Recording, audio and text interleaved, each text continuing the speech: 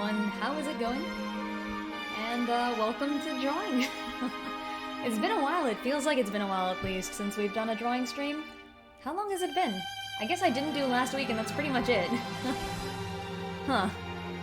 Feels like it's been longer than 2 weeks for some reason, but welcome back anyways, and here we are. Today I'm gonna probably just work on this Zelda artwork over here. And I was also working on some Oc2path memes.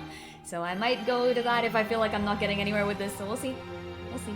Depends on how I'm feeling about the drawings today. But yeah, heck yeah. Cheers to the Kingdom art. I'm looking forward to the game quite a bit, so... And this accomplishes another thing, so it's kind of nice. Also lets me practice my character artwork, so that's also kind of nice. I gotta do one thing before we can jump in, though, which is look up a reference. So I'm gonna do that real fast.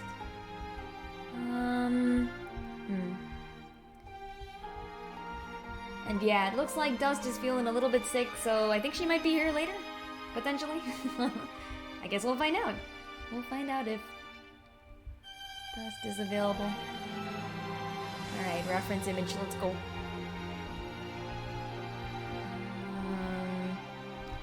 Here we go.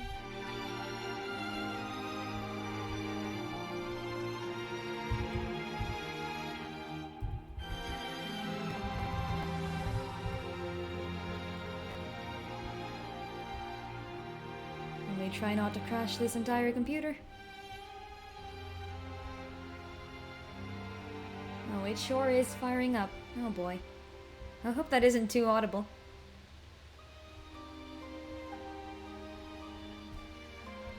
Alright. Image found. Zelda sad. It is indeed called Tears of the Kingdom. Suspicious. Yeah, I have no idea what Zelda is sad about, but she sure is sad about something. And I'm gonna warrant that it's probably a legit cause, considering that, honestly, a lot of Zelda games are a little darker than they seem. What's firing up? Oh, my computer. Yeah, it's just, every now and then, you know, it overheats. As one would expect. Kinda sad, but what can you do about it? Okay, I'm gonna maybe go for like a bluish atmosphere on this one. I'm gonna try some color theory. Imagine that. Me practicing color theory? Who would have thunk it? Okay, probably a little more yellow. Let's go. My computer tries its best, yeah. I'm not even gonna be mad at it, because it's trying so hard, you know?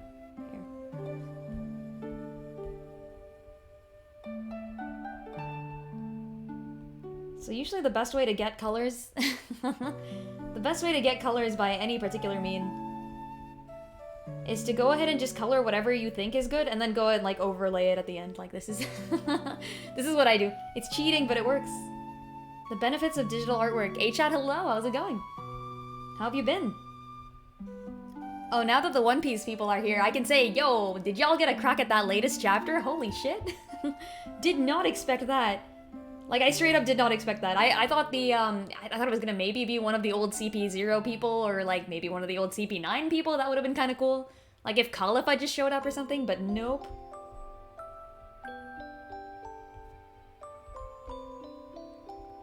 Yeah, latest One Piece is just, I don't know, One Piece always goes hard. I can't even, I can't even be like, oh, this one was so good, because all of them are so good. The best way to get the right color is to just do it and figure out what is wrong and then fix it. Well, I mean, kind of, what I usually do is, so let's say I'm deciding that blue is gonna be like the background color, right? Because she's sad and all that. So I then color in everything as I normally would, and then afterwards I'm gonna go ahead and just apply like a layer of blue over everything. It'll look like this, hold on. And we'll kind of just toss like, maybe like a multiply layer or something. Okay, this is, and then, yeah, it'll make things bluer. It'll be great. And then you can control the blueness. Such blue, but not yet. First comes the color.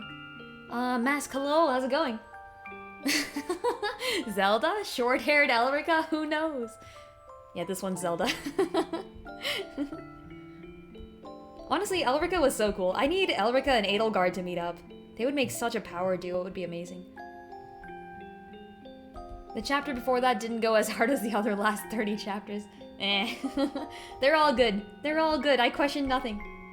Sylph, hello. How's it going? Face should also be blue. What is this, Avatar? Not Last Airbender. I mean, blue faces are a thing.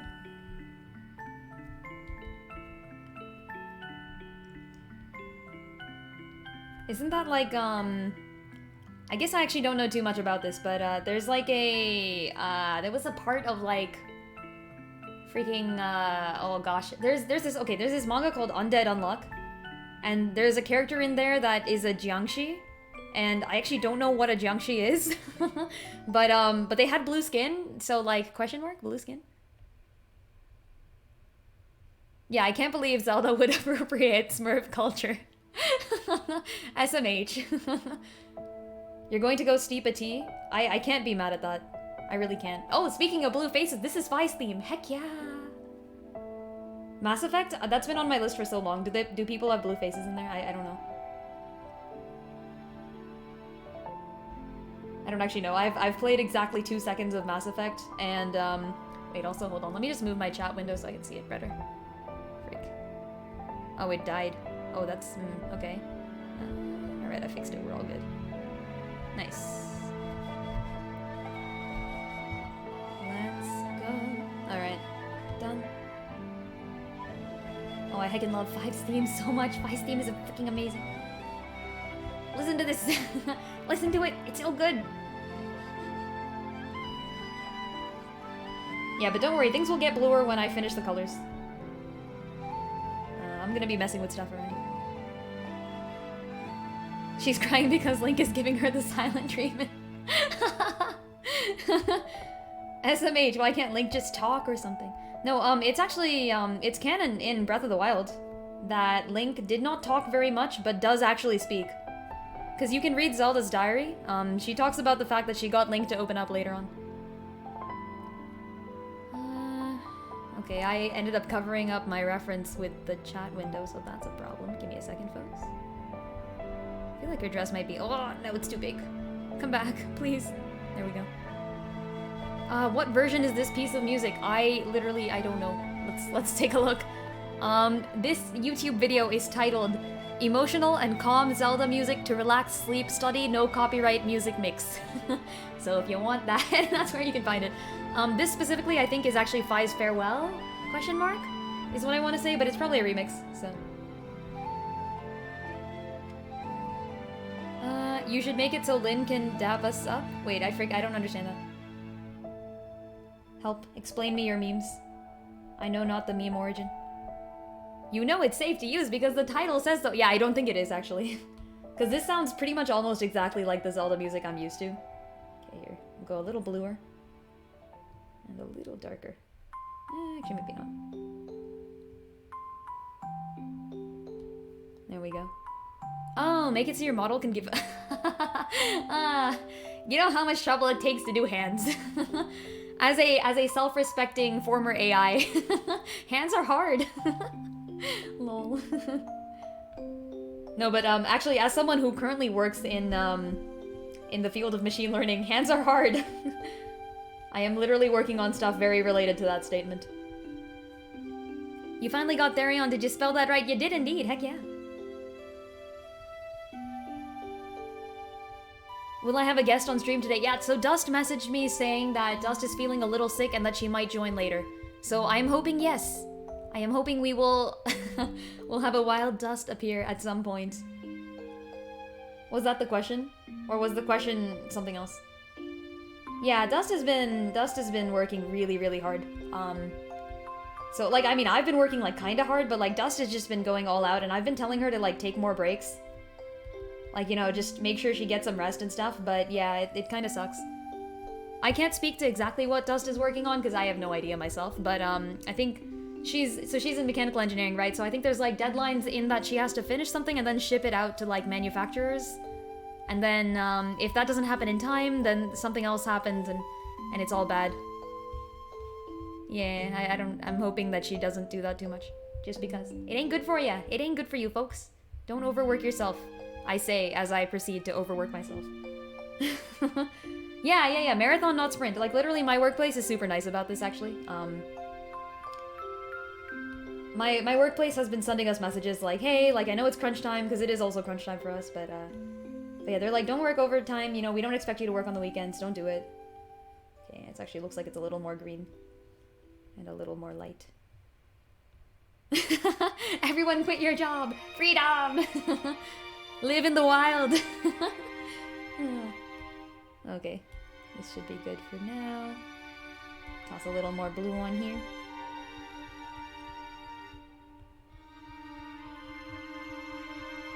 You thought this was white, but it's actually blue. Yeah. If you quit your job, you'd probably do the same stuff. Really? You know, that's actually really good. That means you've picked out the best job for you.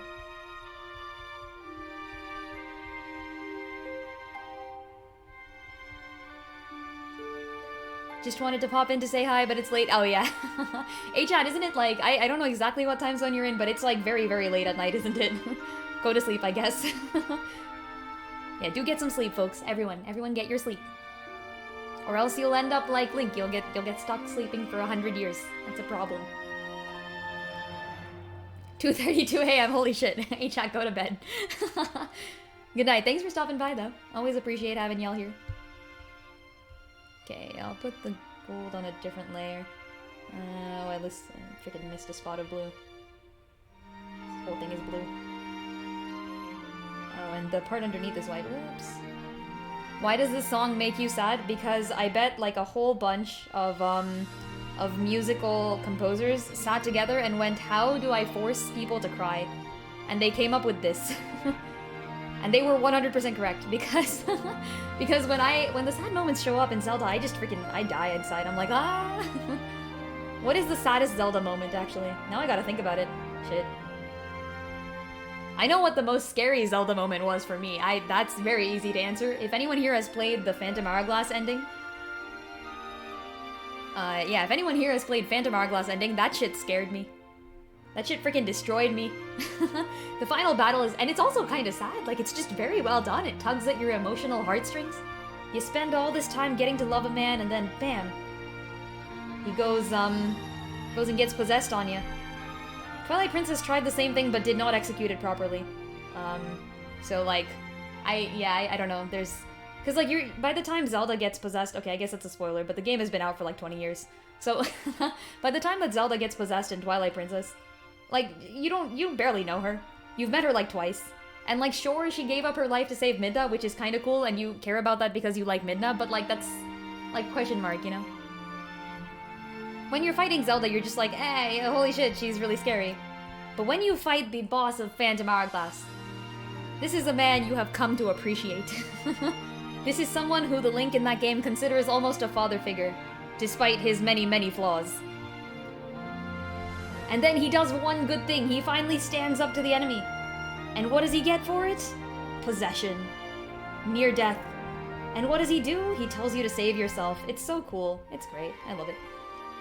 You were terrified by the boulders in the Kokiri forest. Oh, you know what? Yeah, those were kind of scary. I'll give you that.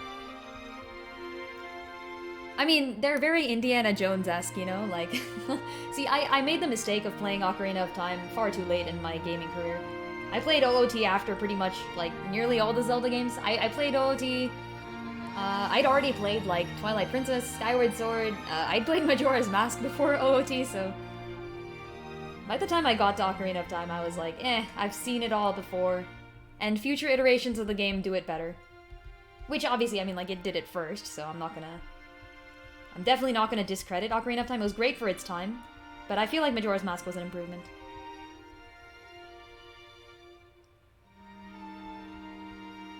First Zelda ever. Ooh, fair enough, fair enough. When you were in a hospital. Oh no. Oh no. That's fair though.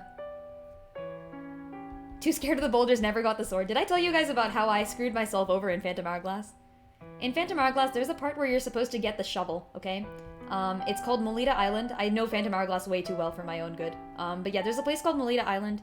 You're supposed to pick up the shovel there, and then you go north, and in the same place where you get the shovel, you get this thing, it's like a map, and it leads you through the, it leads you through this whole place in the north that, like, has, like, a bunch of fog and stuff, and you need to take the special path to get through it, right? So I was like, okay, you know, sounds good. I picked up the, oh shit, okay, hold on. Say hi to Lonely Screen, folks. I didn't press the button for too long and it got mad at me. Okay. Hello. Screen of loneliness. Stop. But yeah, so... so I did not know that you were supposed to get the shovel from that island, nor did I know how to get the map. So what I ended up doing was asking, like, one of my friends, who had already finished the game. I was like, hey bro, please, tell me, what's the way through the mist to the north? And he's like, oh shit, okay, you can just copy it from my map if you want. So I did, right? Because I was like a cheater and a liar. And after copying the path, I got all the way to the Island of the Wind, and I was like, whoa, this is so cool, you know? And for some reason, I just couldn't get any further than halfway through the island. I was like, man, it's like really weird. There's like these holes in the ground, but this one's covered up, and I can't get past this hole in the ground that's covered up. And yeah, it turns out that I was supposed to get the pathway, from like an actual location. And I was supposed to also have gotten the shovel there, you know, and I didn't because I cheated. Yeah, back in the day when you asked friends for game secrets. Exactly, yeah. That was the only thing I ever asked a friend. I learned my lesson. And I never asked a friend for advice again. Okay, press the button. Restart the screen, and bam, we're back. Nice. And then I'm also gonna have to just pull my chat window up top. There we go. And here we go, reference image, nice. Oh, not again.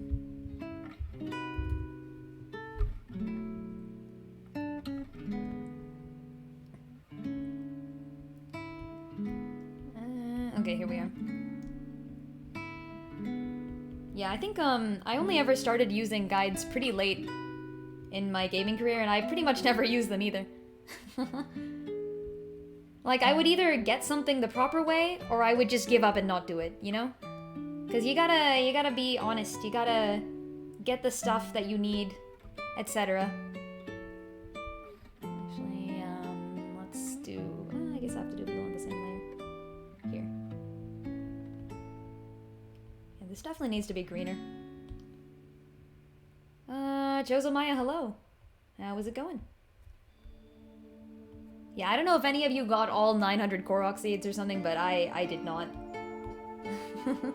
I did most of the other things. I got all 100 something, I think it's 128 now because of DLC. I did all the shrines. That I definitely did. Yeah, even with a guide it takes ages. I ain't about to try that. Not just yet. Yeah, there we go. Bam. You know, I should have put the gold on a different layer because I'm gonna have to make that darker soon. Nah, freaking whatever. Zelda. Maybe a little lighter, a little yellower. We'll try to differentiate the colors. Sorry about Saturday? What was it on Saturday that we were to be sorry about?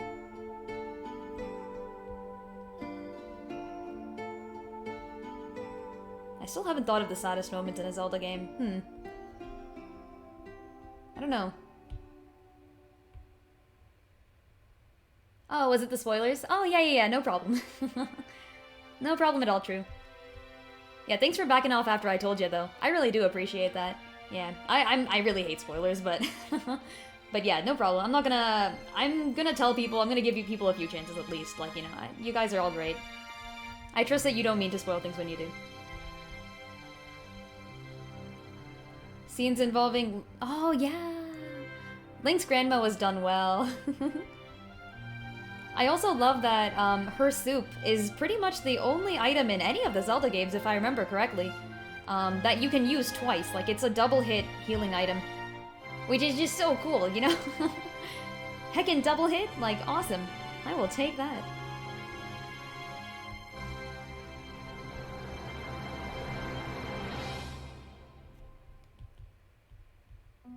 And I love the implication that, that Link's grandma just kind of overpacks the container.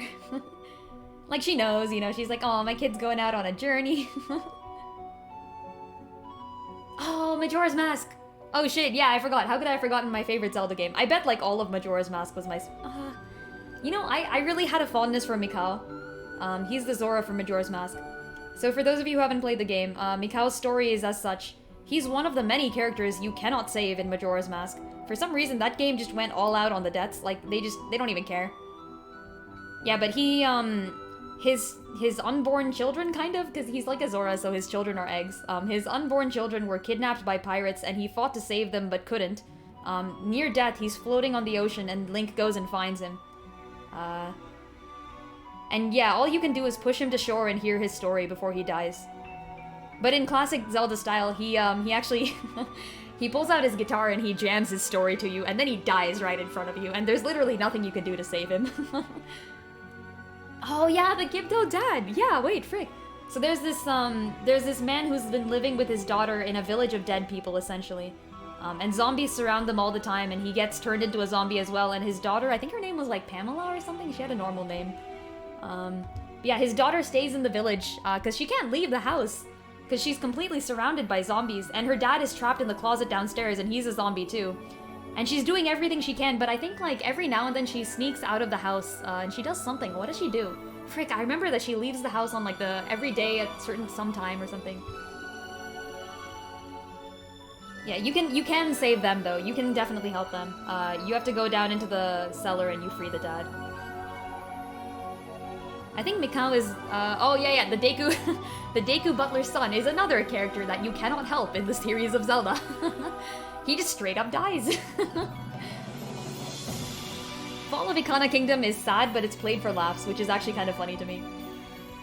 I liked it though, yeah. The Deku Butler's son just straight up dies. He's dead from the start of the story. You don't see him die, but you do get turned into him. And at the ending of the entire game, there's a small cutscene that shows the Deku Butler himself, so like the dead guy's father. And you can see him standing in front of this sort of childlike looking stump of a tree.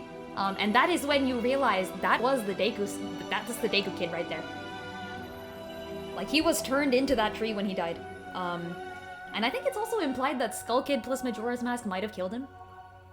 I'm not actually sure if that was the actual implication, but that's what I got from it. I guess I can't do this, huh? Interesting. Okay, you know what? I'm gonna have to do this instead. Let's pick all of these, copy paste, and keep going. Goron Village, frick, yeah! Literally every place you go, there are 4 corners of the Kingdom of Termina. And then there's the Clock Town itself. Anju Cafe, I will not say is sad, because it's more of like it's a story of triumph. You get to win in Anju Cafe. You do not get to win in most of these other stories, but you actually get to win in Anju Cafe. 2 lovers broken apart by the sands of time. Kind of, but not really.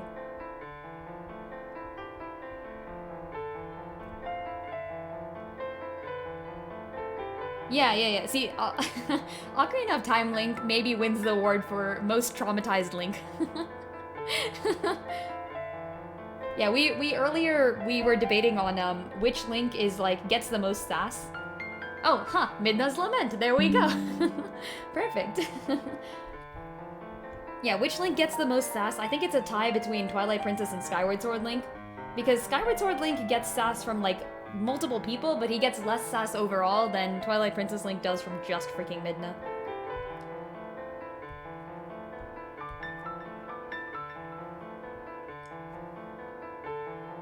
Yeah. Just in the intro, you already learn that the bonds of friendship are fragile as frick.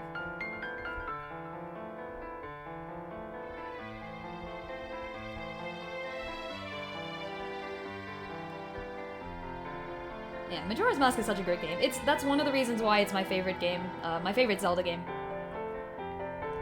Like, I have to say, Phantom Hourglass is like my nostalgic favorite, but yeah, heckin', heckin', the way that the rest of the thing works out is just freaking amazing.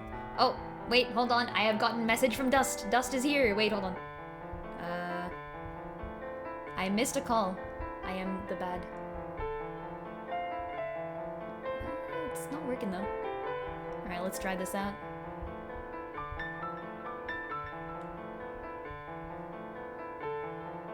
I don't know if this is working. Still no. Oh, maybe it's because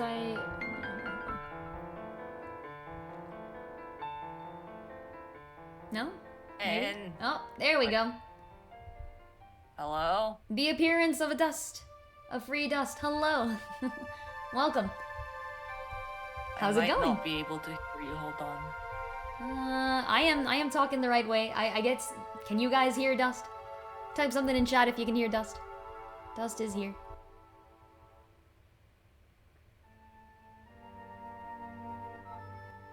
There's my sound settings. My mic. There we go. Bam. This thing. Dust audible, thank you. Oh, hello. Now I hear you. Hey, I'm here. I exist. Don't you love existing? I called you like twice. Hey, you called me twice, but like that was in the span of like 4 minutes or something, so... Oh yeah, why didn't you pick up in those 4 minutes, huh? Listen. Listen, I was checking Messenger. I wasn't checking this. But fair enough. I'll have you know that Dust ignored me for a much longer period of time in a previous stream. Look. Alright, hopefully Dust is properly audible in the same volume. And hopefully the music is also audible. Yeah, how's my audio? And also, everything is a little weird right now. Oh, Lynn is really quiet on my stream. Okay. I don't know how to balance out my sounds. Yeah, it's hard. Earlier, there was really bad saturation. Like super quiet. Okay. Okay. Hopefully we're good now. Seems to work. Nice. What's this theme? Frick, which?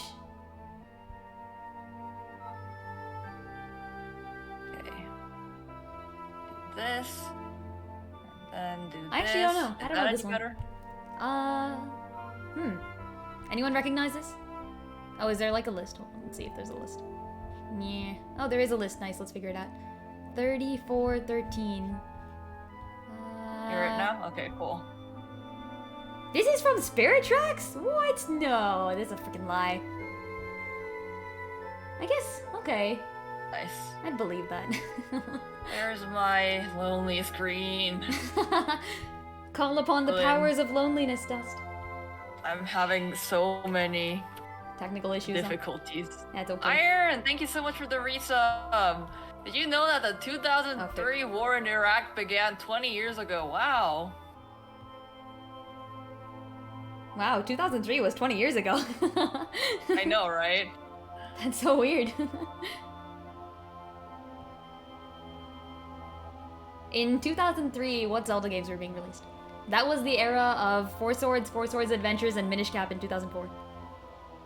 Right. And the Link to the Past remake, actually, that I played. That was 2002. Late 2002. Very informative. And Wind Waker, actually. Lots of Zelda games. Lots of good Zelda games. Thank you, Dust. You're welcome. Thank you for the informative information. You're welcome. This is information you didn't ask. Oh, I'm drawing Zelda, by the way, Dust. That's why. Oh, you are? Yeah. Okay. Okay, I'm just wading through technical difficulties. That's okay. This is... Good luck. This is like the worst. Goddamn. It just happens, doesn't it? Never played Spirit Tracks, but watched Let's Plays and playthroughs. Play Spirit Tracks. It's so good. Dust has actually played Spirit Tracks. Your stream that's laggy? No. So guys, I tried to address the graphics card issue. Oh no. I think it's my computer that's wonky because I swapped out my graphics card. It can't even recognize that I put a new one in. So it's like it's really bad. That sucks. I think next time when I play games on stream, I'm going to what is it? I'm gonna go back to my retired laptop. Oh wow. Okay. Yeah. Do you know what the problem is? Maybe it's like you said graphics card issue or? Yeah. So the graphics card that's like, I have like a good graphics card, but the computer can't recognize it, so it's using this shitty like default graphics card right now. Wait. So did you build this computer? Maybe is that? No, I didn't. It just came like this. Yeah. What the frick? Well, no, it's refurbished, so. Okay. Wait, what type of computer is this again? It's a Dell. Oh, sad. Yeah, that's weird. Also, you turned 21 in May. Hey. Getting older, all of us. 21 in May. We're all getting older. Surprisingly, time moves forward. Yeah, don't you hate it when time progresses at the rate of 1 second per second? Yeah, I know, right? Guys, stream is gonna be laggy today. I'm sorry, there is no fix other than just like migrating my whole setup again to my laptop because my computer's being stupid. That's terrible. It's actually really annoying. Because I can't do normal things on my computer either, and this was supposed to be my upgrade. Yeah, that's really bad. Yikes. Wait, get a refund or something at least. Come on, like go contact them. Yeah, no, I know, Okay. yeah. They do have a warranty, thankfully. Oh, nice. So I am probably gonna get it refunded. There's like a lot of other issues with this thing too. Like no. It has really bad Bluetooth interference. Bluetooth is like delayed by like a second, and it's I don't know. Guys, is the audio not laggy at least? Is that an issue? Audio seems fine to me. Like you say something, I respond quickly. Oh yeah, but on my stream. Yeah, is it different on your stream? Okay. I don't know. There's a bunch of other issues with this thing. Sad. Also true, actually, Kirby is your childhood? Heck yeah. I played a few Kirby games. I played more Kirby games than I did Sonic games. Let's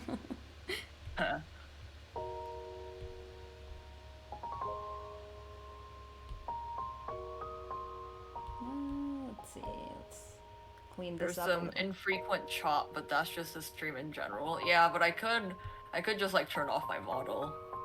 You know what? My model's not doing anything for me right now. Let me turn it off. Dust takes cover.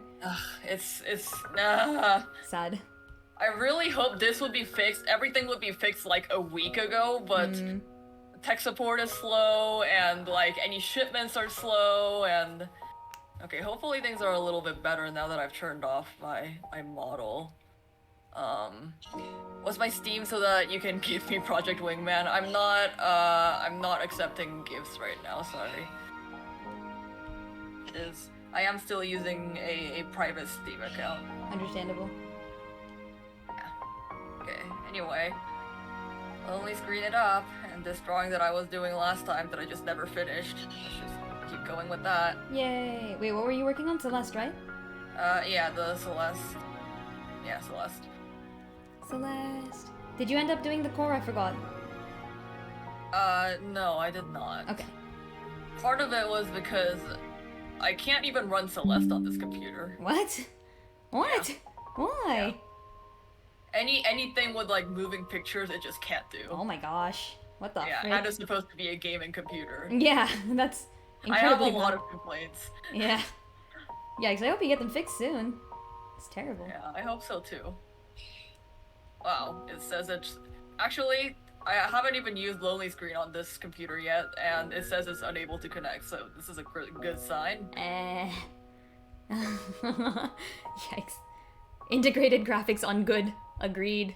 Heckin' agreed. Oh, and the built-in speakers don't work, and the earphone jack doesn't work, so I have to have my headphones connected to my monitor instead. Yeah. What?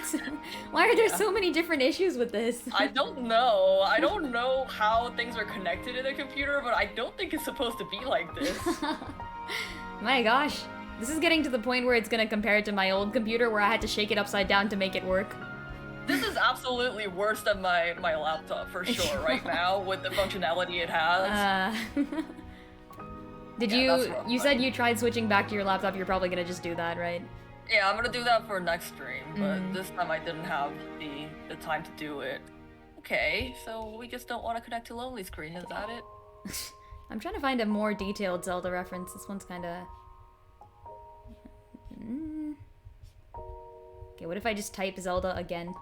Like, I typed in Zelda TOTK, but I'm gonna type Zelda TOTK Zelda. Even friggin' Polybridge that I was playing last time was lagging. Okay, this kinda worked.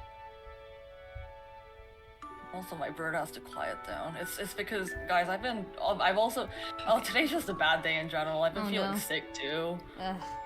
What kind of sickness? Is it like an overwork sickness, perhaps? Because you shouldn't be working that much? I don't know. Something about the office is like, doing stuff to me, because... I just... didn't get a good night of sleep, Okay. and when I woke up I was fine, but as I kept working, it was like really bad fatigue really quickly. I see. And it was, well, and I tried to come home a little bit early, but of course, like, that never works out with work. Dust, take care of yourself over work, bro. Just take a day off. It's okay. I can't. It's literally like I'm already behind schedule. God damn it. Doesn't matter. You should take care of yourself, because like these are transient problems technically. They are ephemeral. Yeah. They will fade with time. And I came home and I tried to get some rest in the hour that I had before stream, but now my bird is screaming, and because I haven't let him out or played with him. Because I'm feeling fucking sick, but he doesn't understand that. Oh no. Yeah, I agree. Then the schedule is wrong. Exactly. Heckin', don't listen to that schedule. Okay. Maybe it's just not gonna lonely screen. Maybe it's just that busted. Does lonely what does screen mirroring work on? What do you mean? Like, what wireless channel is this? Oh, I have no idea.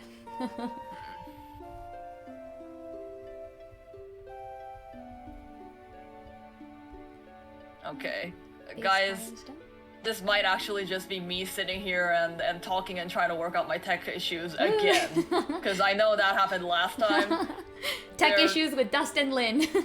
Not only are they still happening, they are definitely worse. Oh no. So, go to Lynn's stream if you want to see some like actual drawing content, because No. What are you talking about? We love tech issues, don't we? Did we rule earlier that that one of my 4 split personalities is freaking yeah, technical issues, Lynn. Yeah.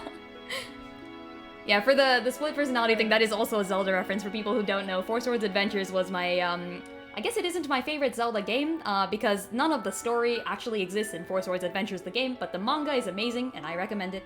It is the best kids manga I have read. JR Shaw, hello, how's it going? Mask, why is Zelda crying? Did Link step on the silent princesses again?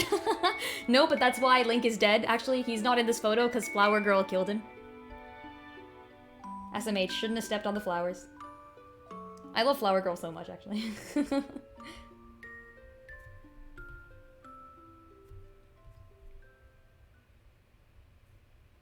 Okay, get to draw some triangles. Okay. It works on Wi-Fi, which is weird because... Okay. If that's the case, this should not have an issue. Maybe it's because I changed my Wi-Fi bandwidth last time? I've been trying to troubleshoot a lot of different things, including my Wi-Fi. Oh no, did you change? Yeah, if you changed some of your router settings or something, that could affect it, I guess? I actually don't know. Not router settings, like the bandwidth. Oh, you changed just the bandwidth? Yeah. Like you just increased your bandwidth? Yeah. That shouldn't affect any... I don't know. I'm not the network expert. Ari would know, though. You should ask Ari. I do ML, I have no idea. Wait, actually, maybe Ari could help. You should try asking Ari. I don't have to stream if I feel shit. I don't feel bad anymore. The hour of rest definitely helped. Okay. But like, in that hour, like, I should have tried to work out some issues, but I didn't get to, so... No, that's fair. Okay, how do I do... Sometimes you just have things pile up, you know? Yeah. I can understand that. It's just like things have been piled up for like a week and a half now, so... Yikes. I hope your deadline goes well, and that you no longer have to worry about it. Leaf Thief, hey, or I should really update my stream title. To what? Working out technical difficulties. Technical difficulties with Dust and Lynn, woo! Heckin' great stuff. I'm gonna put it on just chatting because that's literally what I'm doing. That's actually kind of fair, yeah. There you go. Triangles everywhere. Movie night. Leaf Thief, have fun at your movie night. Ooh.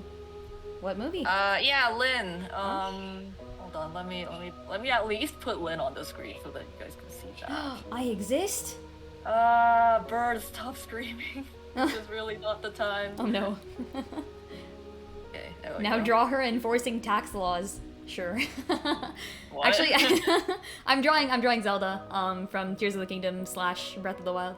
Enforcing tax laws? Apparently not, but you know what? This can be added. Here, easy.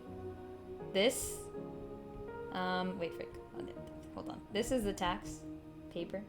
It's a scroll because we are in the old styles. And she is crying because the tax burden.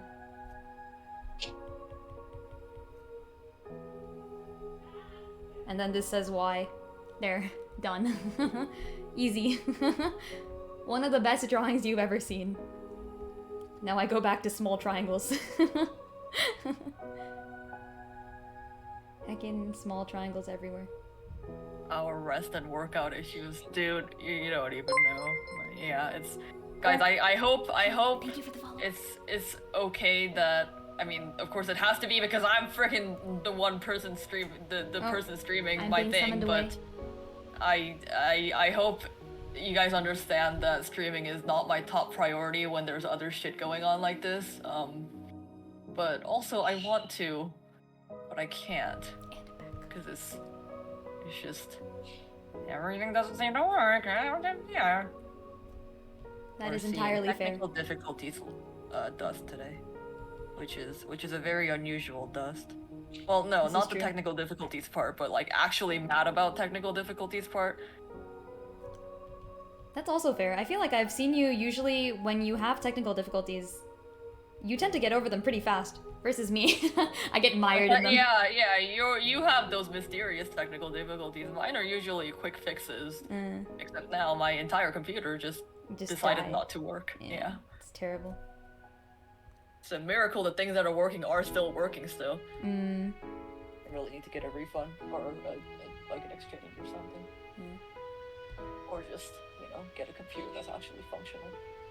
Yeah, but that is also kind of, like, that's a thing that I think hopefully a lot of you know, which is just that, like, sometimes things happen. Oh yeah. And yeah, we Shit can't happens all the time. Yeah, But like, I guess the annoying part has been I don't know, or I think things are gonna be fixed soon, but they're never fixed soon. So yeah, I mean, it's always hard to estimate the time of a fix for like literally anything. So true, except I don't know. Maybe especially I'm less in tech, used to I'd it say. because Oh yeah. Because well, yeah, but less in hardware. That's fair. Because in hardware, identifying what's going wrong is significantly easier than in software. Yeah, freaking! I spent like a week debugging something in my work a few weeks ago, and it ended up not being that useful anyways. And I was like, "Frick!" Don't you hate it? Yeah, it do be like that. Yeah, it's how research works. It's okay. Yeah. It's fine because my latest thing is potentially working. I've passed it off. They're using the thing that I trained. We'll see if it works properly. Nice. I may be very busy after tomorrow if it doesn't work well. We'll see. You got Heathcote too? Yo! Heck yeah! I want Heathcote purely because I want to play Heathcote's story. I've heard it's good. I've heard it references Oc2path 1, which is kind of what I'm looking for in the story, you know? I'm here because of my Octo 1 allegiances. Can't lie. And when I say here, I mean in COTC. Yeah, I don't usually play gacha games, so this is all kind of new to me. Except for FEH, but I've heard that Fire Emblem Heroes is rather atypical in terms of gacha. Can't really claim whether it is or not, because I've literally never played another one, but... You only play gacha games for franchises that you already played games for. Yeah. And then I proceed to, like... I also proceed to, like, not spend any money in them, you know, so... Oh yeah, that's a lot of players who don't spend any money on gacha games. This is true. A small portion of players who spend a lot. Which, like, I've said this before and I'll say it again, like, mad respect for y'all who spend money. Thank you so much. You keep the game running. I appreciate it.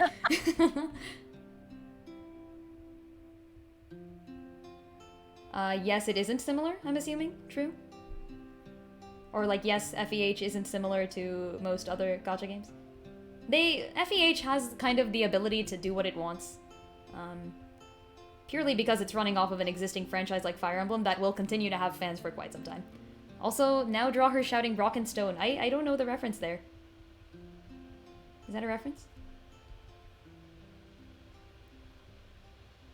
Yay, it worked, Leaf Thief. Your thing works, my thing doesn't. Yeah, I don't think Lonely Screen's gonna work, and I don't have any other AirPlay receiver that, you know, has worked before. Sad. Oh, what shall we do okay, today, wait. then? That explains the name that I didn't read because I was being summoned away. Leaf Thief, thank you for the follow. There we go. Leaf Thief. The thief of leaves. That's awesome. Have you played Oc2path Traveler? Because in Oc2path Traveler, thieves are called tea leaves. So literally, every thief is a leaf thief. Leaf Thief. I guess they're not always called that. What? One character calls them that. Okay, what should I do? I can draw, but like, have you guys not see it? Yeah. I can write the story that I've been writing. Actually, I that's part of why I didn't get a good night of sleep last night, was I got carried away writing. Ooh. Ooh. You guys can listen to my new clicky keyboard. Clicky. The typewriter one, yeah? Yeah. So cool. It's like very clicky. Describe your drawing as you draw it so we can picture it. Lol. Yeah. Yeah, I write sometimes. Actually, I haven't written in a long time, but I write short stories. Unlike Lynn, I write exclusively long stories and freaking don't have the time to finish them, so I just sit there with like a full idea in my head and no time to write it down. But Dust writes amazing short stories, actually. I really like Dust's short stories. Oh. I'm trying to learn the art of the short story, which I think is really compelling. It's so hard. I can't telling a full story and getting people invested in 3,000 words is very hard.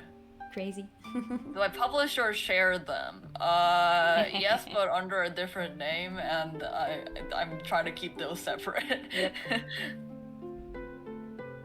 Oh, the collaboration. What collaboration? Oh, it's like a Oc2path COTC thing. Yeah. So there's like a unit released in COTC that is pretty much the best unit in the game or something. A2, yeah.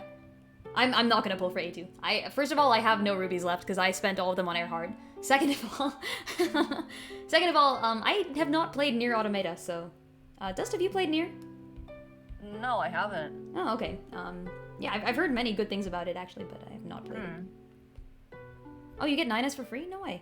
Okay, I'm gonna have to get 9S. Okay, so here are the options, okay? Like, hear me out, Lynn and whoever.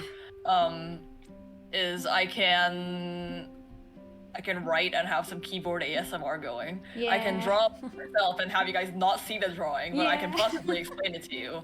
Third option is I can bring my bird and socialize with him, as you guys also can't see what's going on. I like all of these options. He's very needy right now. Motherfucker. No, I mean, I shouldn't be mad at my bird because I know he's been waiting for me all day and I came home and I was sick and I retreated to my bed, but... Yeah, Leaf Thief, I have a bird. Oh, there's a free multi? No way. Okay, I'm gonna have to pull on that shit. I can show an empty room. That's possibly more interesting than... We have a vote here for bird.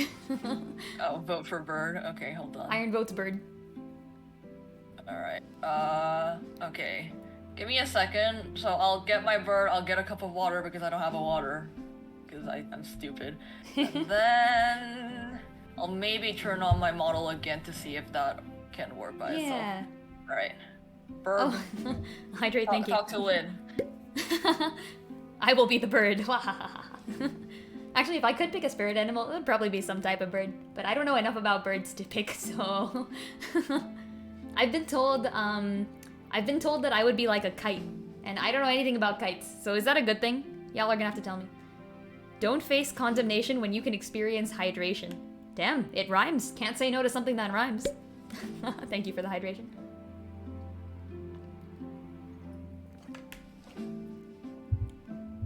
Yeah, the real hydration was the enemy's tears that we spilt along the way, actually. That's what the tears of the kingdom are. Oh. But yeah, to the people who asked why is she crying, it's because tears of the kingdom. This is the kingdom. Zelda is the kingdom. Y'all know this. Okay, anyways, now we get to do light and shadow, which is my favorite part. Where is the light coming from? I feel like in a sad piece, you should, like, look away from the light, right? Like, that's probably how this works, right? Here, let's try that. It's because the game is too expensive. That's true, actually. It's what, $70, I think? Here, let's do this, maybe? Darken. Let's go.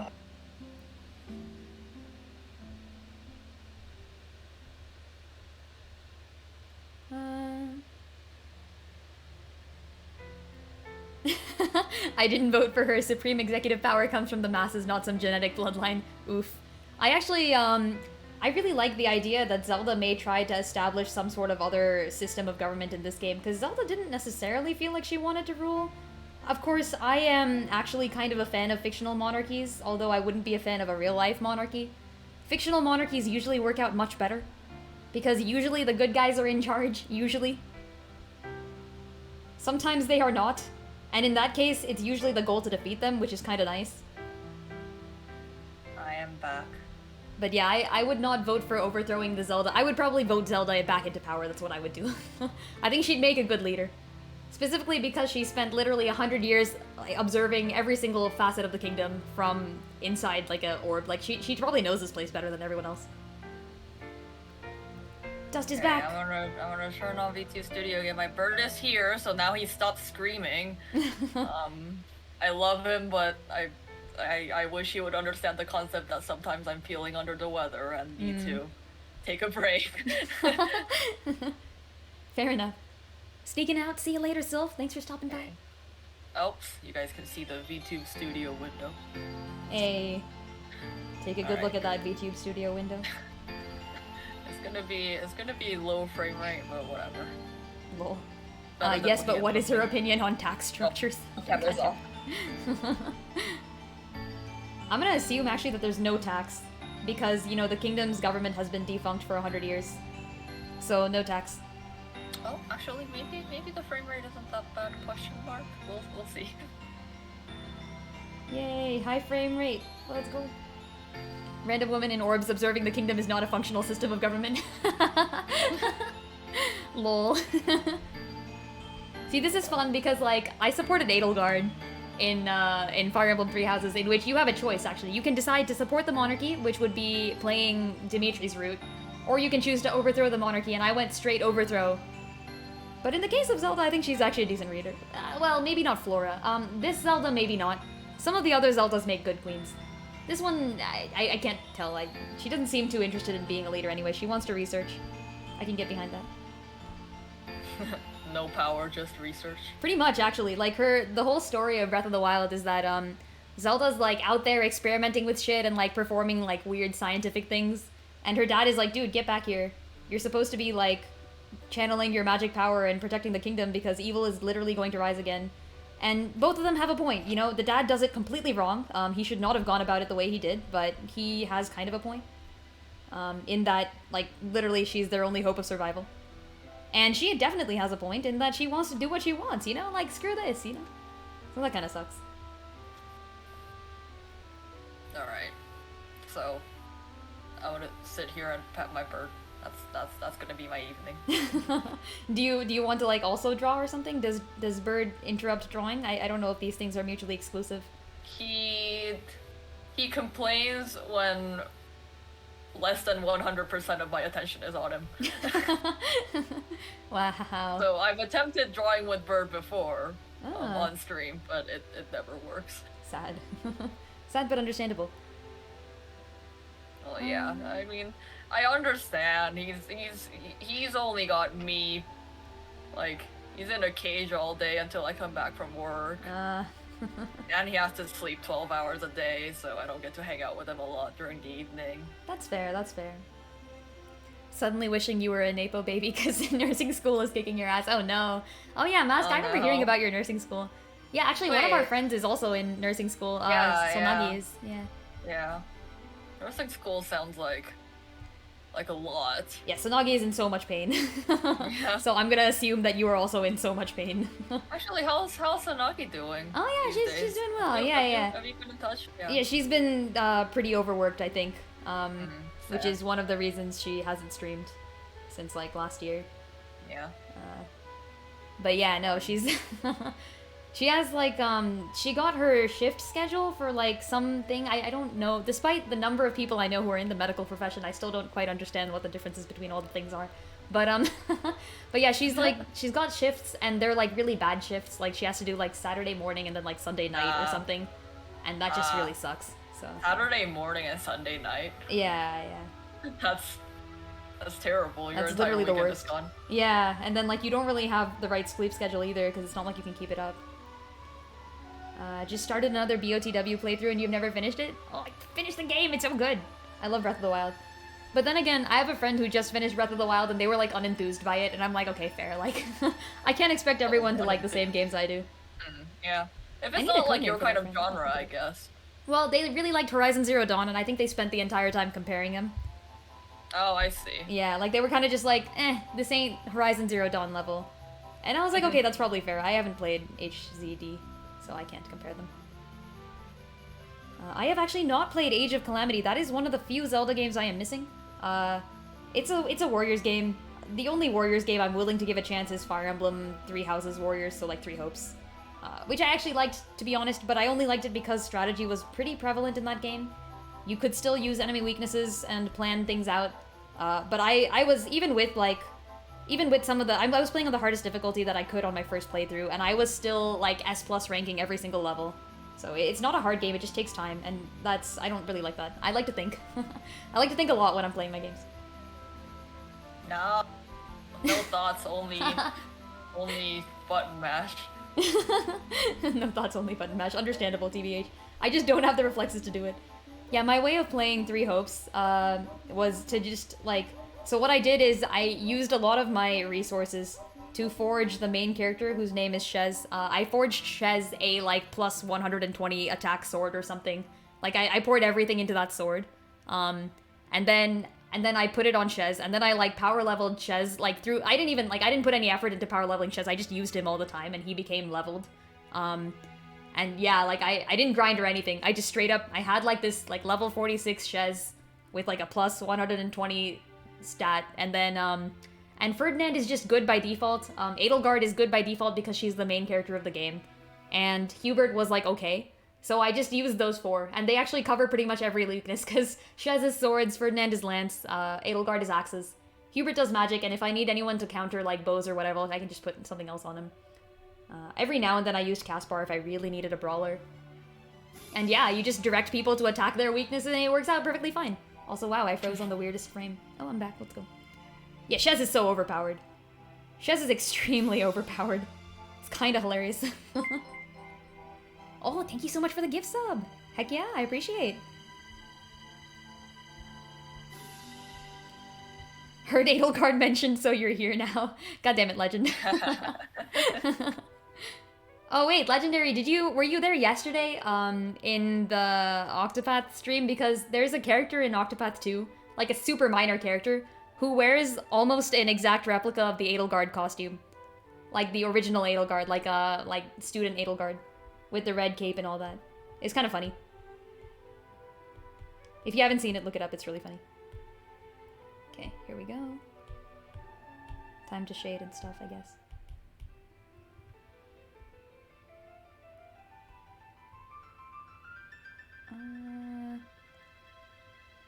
Oh gosh. What colors am I gonna use for this? Maybe something bluer, I guess, potentially. Yeah. Oh my god, Leaf Thief, thank you so much for the 2-month Prime resub. Woo! Heck yeah! I feel kind of bad because I'm not giving any kind of content, it's just... it's just literally just a blank screen or What do you mean? whatever. This is the Prime, technical difficulties plus bird stream that you were all hoping for. Right, guys? Right. A little bit of progress on my bird. So there's been some forward progress and there's been some backward progress. The backward progress is, unfortunately, I'm not a very experienced bird owner and I kind of rushed harness training a little bit, so now he doesn't like harnesses, so oh no. I'm taking it back to square one and harness training him again. Nah. The forward progress is he lets me hold him like a cheeseburger now, so... Actually, was that the goal? That was the goal, wasn't it? Well, yeah, he now trusts me enough to like put my hand on his back and like touch his wings, which he wasn't before. I went hiking with him on Saturday to the mountains. Oh, you went on a hike. Yeah, was I'm this in the like Reno area, so we went to Tahoe. Yeah. Oh, I've never been hiking around there. That's awesome. It was snowier. Like there was more snow left than we, as in like me and 2 coworkers went. Yeah, there was more snow left than we had been prepared for. We were all just like very ill-equipped with our shoes, mainly. Oh no. So. Yeah, I don't know if I told you about the snow trek that I went on. I went snowshoeing, which I had not done before. I don't remember if I've spoken about this on stream either, but yeah, I went snowshoeing, and it was fun. But like, people should have told me that you need to bring like better waterproof shoes or something, because I didn't know. Oh. And like by the end, both me and the other friend I was going with, like his feet were freezing and my feet were even worse because at least he had waterproof shoes, so it's like his ankles were freezing, but his shoes were kind of okay. Like some water had snuck in, but it wasn't too bad. For me, it was just like, I'm dead. Unfortunate. It was great. So I hope you guys didn't suffer like we did. Well, we were just wearing the most regular shoes. Okay. A lot of snow got into my shoe. And through my socks, but it was okay because like this time of year, also the weather on Saturday was pretty nice. So other than there being snow already on the mountain, it was like sunny and pretty warm for Tahoe. So yeah, like the cold wasn't really like a huge bother. Okay. But yeah, there was still like friggin' 5-6 feet of snow banks everywhere. Yikes. And like if you step on snow wrong, then you like sink like a foot into the ground. Oh no. Yeah, and then all the snow gets through your like ankle of the shoe and stuff. Yikes. Yeah. Also, the question has been asked, should Link marry Sidon? Like, no, Link should marry me. It's freaking... Every player who has played this game wishes for Link to marry them. Heck yeah. But also, I personally ship Link, well, okay, it depends. So multiple Links have multiple ships. I have a ship for pretty much every Link at this point. Thanks. Have fun at your movie night. See ya. Yeah, I am personally a shipper of Link Zelda in this game. So like Hero of the Wild plus Zelda of the Wild. We call her Flora to differentiate her from the other Zeldas. But yeah, so like I ship Wild and Flora. But like for example, Ocarina of Time Link, like his Zelda doesn't necessarily, he actually doesn't even know his Zelda pretty much. Cause his Zelda gets time warped away, like the person you meet during the game goes to a different universe than the person that you actually ended up meeting as Zelda at the end of the game. You know, cause time shenanigans. So I ship Ocarina of Time Link with Malin. He needs that strong farm girl. Top tier vibes. I would marry Sidon respectfully, heck yeah. Sidon's hot, okay? Like, I'm just saying. Like, I showed up and I'm like, who is this fishman Miles Edgeworth here? That's what he is. What's my bird's name? Totori. Bird is cute. Cute bird. Don't people like Rivali, speaking of birds? Being very cute right now. I'm surprised no one's mentioned trying to marry Rivali. I thought Rivali was like a fan favorite. I would marry Rivali. You just like birds. Yeah. I already have a bird child, why not have a bird husband? Hey, get those birds. Lynn writes entire ship charts in my head and then, or in her head, okay, I guess I'm gonna read this in third person now. Lynn writes entire ship charts in her head and doesn't write them down. So we have to catch her opinions on random streams. I have ships for like pretty much everything, yeah, this is actually true. I have a ship for everything. Could do like a written down ship chart. This is true. You know what? Frick it. Where's my... Actually, no, wait, I don't have a... Here we go! I don't have it. Damn it. Wait, hold on. It's in here somewhere. If my lonely screen were working, I would do an impromptu recap of Sonic 06 lore, but... Hey! Okay, hold on. You know what? I'm just gonna write it again, okay? There's only 11 links. I won't cover all of them either. I'll do the important ones. Here. There's one Sonic. Actually, I'm not even gonna write it down. I'm just gonna say it all. Writing takes too much time. Skyward Sword Link gets his Zelda. Four Swords Link. I'm okay with the Shadow ship. I'm also okay with shipping him with Elne. There's like a minor character from his game. Minish Cap Link, also Zelda. Iron, thank you so much for the gift sub. What else? Ocarina of Time Link, Malin. Twilight Princess Link. Oh shit, Twilight Princess is hard because I want to ship him with Midna, but Midna's freaking gone. This is the same problem with Four Swords Link and Shadow. Like, it just doesn't work. What else? Phantom Hourglass and Wind Waker are the same Link, and obviously Tetra, duh. Who else? Oh yeah, okay, A Link to the Past, Oracle of Seasons, Oracle of Ages, and Link's Awakening are the same Link, and I ship them all with Marin, which is sad because Marin not only is dead, but also never existed to begin with. So, hey. Link Beyond Worlds, there's not too many people there. Hilda, I guess? I like to headcanon that they're siblings, so, like, Zelda and Link are siblings, so I don't ship Zelda with that Link. Riel, thanks for pointing it out. There is absolutely not one Sonic. You're right. I was wrong. Wait, there are multiple Sonics. Okay. What the frick? Yes. What? Yes. Okay. The freaking Orchie comic. There's a bazillion alternate universes with Sonics. Oh. Well, I guess I should have got that. There's also a canonical anti-Sonic. Okay. Yeah. All right. To finish off the list, original Link. I ship him. He actually has two separate Zeldas. He wakes one up from like 600 years of sleep, and then the other one is was there the whole time. I ship him with the one that was there the whole time, despite the fact that he gets a kiss from the one he wakes up. There are reasons for this, because I headcanon that the freaking Link that... Wait, no, the Zelda that got woken up? Whatever. The Zelda that got woken up from the sleep, I headcanon that she has this whole different other thing, so... what else? I think I finished all of them. Oh, you're right. In the mainline games, there is absolutely just like classic Sonic and modern Sonic working together. You're right. So there's like at least two canonical Sonics. Yeah. Really? Wow. You're right. Yep. There's too many Sonics. I say as a Zelda fan. Oh wait, I actually missed a few. Hold on. Spirit Tracks Link, Zelda. And then I guess, are we counting Hyrule Warriors? Also Zelda. Essentially, there's... Link needs a strong suit of armor to beat the shit out of things for him. This is completely correct, and I love it. We have talked about this before, but Spirit Tracks Zelda is one of the best freaking Zeldas. She's so cool.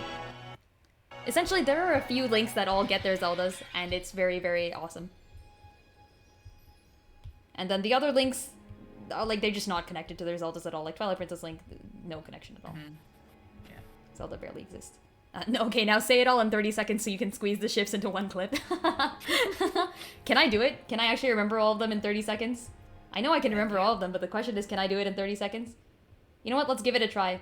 Okay, every Zelda and their ship, I start... Wait, I have to get a timer up. Hold on. Let's see how long it takes me if I go fast. I have to remember them all, that's the problem. You ship Warriors Zelimpa? Oh, you know what? That could be good. I'm okay with that, yeah, actually. I'm okay with that. Yeah, Warriors Impa is pretty cool. Warriors Impa, though, is actually kind of a direct clone of Skyward Sword Impa. But, like, Skyward Sword Impa, she doesn't get shipped because of reasons that are very plot relevant. Okay, here. I have a timer. Let's wait, frick. No, it didn't work. Alright, ready, set, go. God damn it.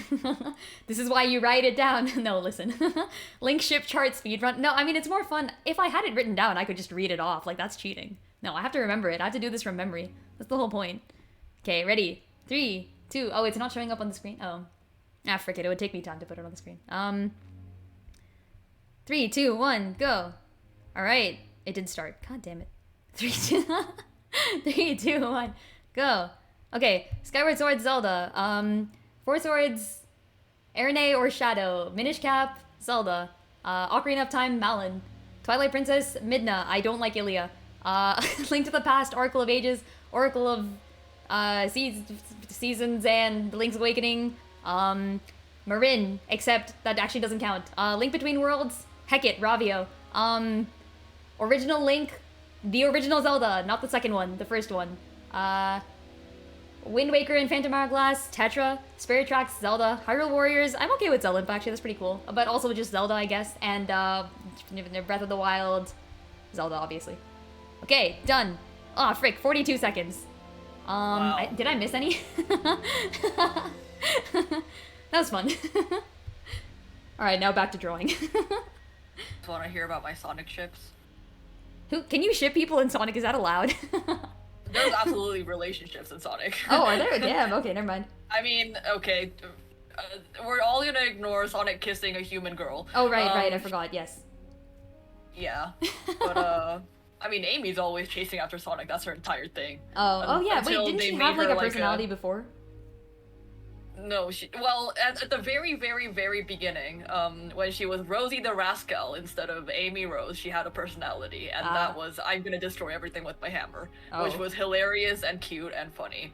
Nice. And then they made her pink all over and chase after Sonic because her entire purpose in life is to chase after Sonic. Rip. She's in love so bad, and Sonic's always running away from her. And then, when Sonic Boom rolled around, they realized it wasn't woke to have a female character like that. So they gave Amy like an actual real personality, like nice. like a spunky adventurer personality. That's pretty cool. But like at the same time, Amy's such an old character that doesn't feel like Amy anymore. Oh. Yeah. Oh no.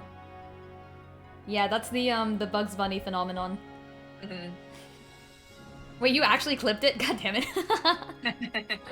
That's hilarious. That's actually freaking funny.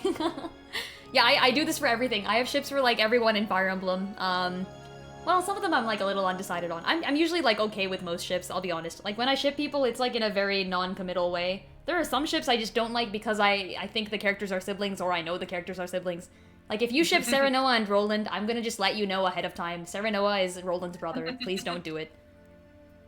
A lot of people did, actually, before the story was released. Like, when the demo was out, because it was out, like, a year and a half before the actual game, okay? Like, we all played this, and we were like, damn, Roland's hot. Damn, Serenoa's hot. Let's ship him. You know? But, but apparently no, so... Okay, I've been told by Iron that Knuckles is a feminist. Dust, is this true? What? I believe that, actually. The opinion I have honestly, of Knuckles is pretty good. If anyone is a feminist, it will probably be Knuckles. Yeah. Sonic is the one who pretends to be a feminist, but is like he's just trying to be cool about it. But this also, ultimate Sonic the Hedgehog ship, Knuckles and Rouge, they're hilarious. Ooh, okay, alright. Their dynamic is so funny. Knuckles is this like. Oh, Knuckles is this angry boyfriend who refuses to admit that he likes Rouge, and Rouge is this coy, just like hard to get. Nice. I don't know. It's played. It's like very casually inserted into a lot of different stories. I like that. Also, Tails and Cream over Tails and Cosmo. Who's Cream? I've never heard of Cream. Cream the rabbit. Oh, yeah. I don't think I've ever seen this character. Interesting. She has a little chow named Cheese. So they're cream cheese. God damn it. In Sonic Boom, Knuckles is a feminist. Search YouTube, says Iron. Okay. Okay. Oh, okay. I'm not as familiar with Sonic Boom lore because I never played it or like watched a playthrough or did any research into it. I don't know. Sonic Boom was like it was you know, it was a clash of what I know about Sonic versus what they're trying to do now. So, like everything from the character design to like the gameplay and story. That's a little weird, I guess, yeah. Fire Emblem has shipping as a gameplay mechanic, it doesn't count. You're totally right. Which is why I'm just saying, like, you know, like Awakening and all that, the ones where you could actually ship people, it was like an actual struggle for me to be strategically optimal. Because I was like, you know, like, these two look so good together. Follow your heart. Yeah, so I ended up doing this weird combo. Like, I would make some concessions. Like, I was like, alright, I don't ship these people too hard, so I'm okay with, like, with breaking this couple up just to get, like, a better child unit. But, like, I would never break up Virion and Cherish. Like, Virion and Cherish are these two characters who, they escape a fallen kingdom together. And Virion is Cherish's lord, and she, like, nearly gives up her life to save him. But she also is, like, continually exasperated with him because he's, like, this flirt, and it's really funny. Like, you know, there's some good ships. You just can't get rid of that, you know? It's gonna be great. Rouge is a Sonic ship factory, is what I've been told. God damn it. Well, that's because she's busty and sexy. I can see that. Which, okay, I'm gonna have to be very careful with my words, but she is like meant to be that like suave, attractive character. She's also just really cool. I don't know. Rouge is my favorite Sonic character. Her character arcs, her stories, and her motivations are always really cool. Also, she's a hacker and a bomb expert, and does like martial arts. What? Yeah, she will kick the shit out of you. Is she Mary Sue-ish in any way? As in like. No, she's not. Okay, interesting. Somehow she's like they balance that well then, huh?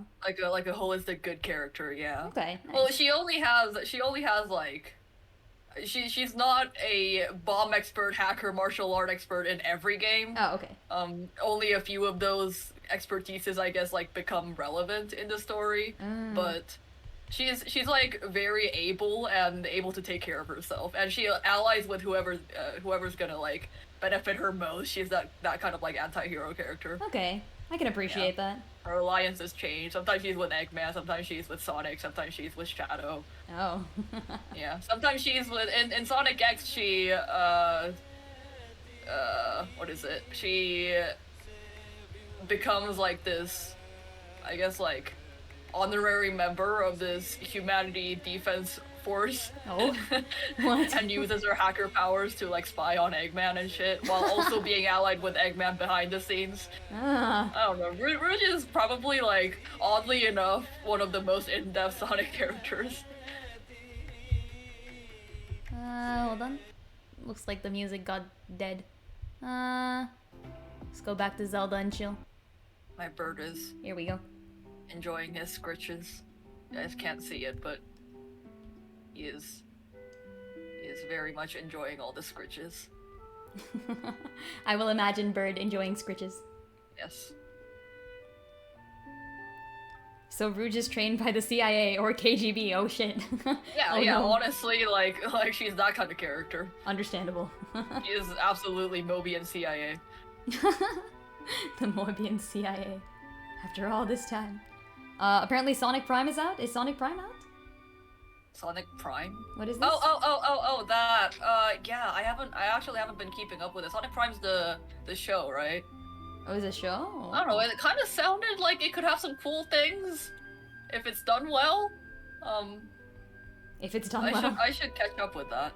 Yeah. You seem as if you don't have very many high hopes for it, huh? Well, look. It's Sonic. Okay. Yeah. Hey, I liked the movie. It was like, you know, it was interesting. The movie was cute because it appealed to nostalgia and didn't try to stay true to, you know, like all the weird shit they did with Sonic. Yeah, okay, fair. But I mean, it was still good. Like it was, you know. So they could do the same if they had a new TV show, is what I'm saying. Sonic Prime was pretty meh, says TR Lightning. Oh, sad. Well, meh is still above average for Sonic standards, kind of. Legendary Access Rouge has consistently been getting more screen time than someone with her design would normally get because she's well placed and one of the few female characters not locked into an alternate dimension. You loved Prime? Oh, maybe I should give Prime a try. I don't know. Give Prime a try. I really should. Do it. Check it out. Maybe it's good. Yeah, I'm sure there's like meh parts of it, but if parts of it are good, I might be willing to watch it. Yeah, all I know is it's about alternate dimensions and like the dark counterparts of all the hero characters. Oh. Wait, just the dark counterparts or them encountering their dark counterparts? Them encountering their dark counterparts in like a dystopian version of their world. Huh. Wait, that actually sounds pretty cool. Well, the thing is, we know what Sonic usually does with alternate dimension shit, and it never turns out good, so... Oh, yeah. Damn. I mean, like, there's literally only, like, one piece of Zelda media in which they encounter their dark sides and do anything other than just defeat them outright, which is the Four Swords Adventures manga. So... Make friends with your dark self, Celestial. Hey! Four Swords Adventures did it first. This is true. And Kid Icarus also did it first, actually. I think Uprising was made before Celeste, if I remember properly. What's like another, because that's definitely a trope. What's oh another, yeah, it's such a trope. Yeah, no, it's your dark self? those are the three that I've found to be extremely similar because all of the dark selves look very similar. They have like the purple and black aesthetic with red eyes type of thing. They come from a dark mirror. They are originally created by the antagonist to destroy the hero, but they end up becoming sort of like a "it's not like I like you or anything" type hero, and then I think all of them end up giving up their existences to save their light side. So it just keeps happening. except for I guess Kid Icarus guy, he does not die. Good for him. He tries though. Well, not tries, but like he does do some stuff. Imagine a video game where in the promotional material they show two different characters that people ship, but it turns out they are the same person. Is this what happened in Sonic? Wait, what? Is that what happened in Sonic? Imagine a video game where in the promotional material they show two different characters that people ship, but it turns out that they are the same person. I don't know what this is referring to, no. Interesting. Sonic Prime reminds you of Samurai Jack because most of the emphasis is on the action. You know what? I'm actually not upset with that. Sonic does everything right except for, like, the story and gameplay, so... so, fair. Like, emphasis on action? Yeah, I'm sure they can do some amazing animation. Oh, yeah. It's Xenoblade? What? No, it's just a shower thought says, okay. Oh, okay, apparently it's been done before. Wait, what's been done before? The same person thing? Same character, yeah. Oh, I know the Xenoblade one. It's the Smash people, isn't it? Wait, is it? Am I right about that? I've never played Xenoblade, but is it Pyrrha and Pyrrha freaking... There's like a fire one and Mithra, I think, is the other one. Like a red-haired one and a golden one. Are they the same person? I've never figured that out, actually. You can spoil Xenoblade for me, because at this rate, I'm not gonna be able to play it. Oh, no, it's not. Anne and Nora? I don't know who those people are. Technically, yes and no. So they're, like, kind of the same person, but not? Okay. Alright, I'll believe it. Like, Chrom and Robin share a Smash character sometimes. But they are definitely different people. They just get shipped with everything. And it's also funny that Fire Emblem, like, Intelligent Systems knows its player base, which is heckin' hilarious. Because whenever they put Chrom and Robin together, or here's the thing, okay? I know that they're specifically trying to stop people from assuming that Chrom and female Robin are an actual pairing. And what they've done to stop that is that every time they put Chrom and Robin together in something, it's always male Robin and Chrom. Which is just hilarious because all that does is reinforce the gay ships. And I'm just saying, male Robin's a better character. Like, I usually play games as a guy, so this would be no different. I played M. Robin when I played Awakening. And when I went back and played female Robin, I was like, holy shit, they just made her so much worse. Like, she's just a lot worse as a character. Oh. Yeah, they straight up changed conversations for no reason. I guess there is kind of a reason. They changed conversations because in that game you can only marry people of the opposite gender. So, so the Robin, like, female Robin would need to be able to marry guy characters and, you know, vice versa. But, like, it's just so bad. The conversations are just so freaking bad. Tell you as soon as you play Xenoblade, you're currently 80 hours of side quests into the first one. Holy shit. Oh my god. That's actually kind of side quests. Are the side quests at least good? Hopefully.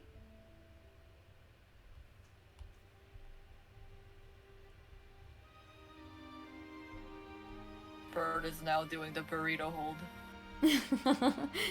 Burrito hold. Let's go. Wait, I have a sub here. Ask Steer Lightning. Yeah, I think someone gifted you one. I don't know who, but I think it tells you, so let me know and I'll tell them. Yeah, Chrom and M. Robin have a Valentine's Day alt, and it's freaking hilarious. Chrom and Robin share a ring, in Engage. Like M. Robin. It's freaking great. No, I'm so stoked, by the way. I don't particularly ship Chrom and M. Robin, but I headcanon them as, like, best bros, you know? Like, very, very best bros.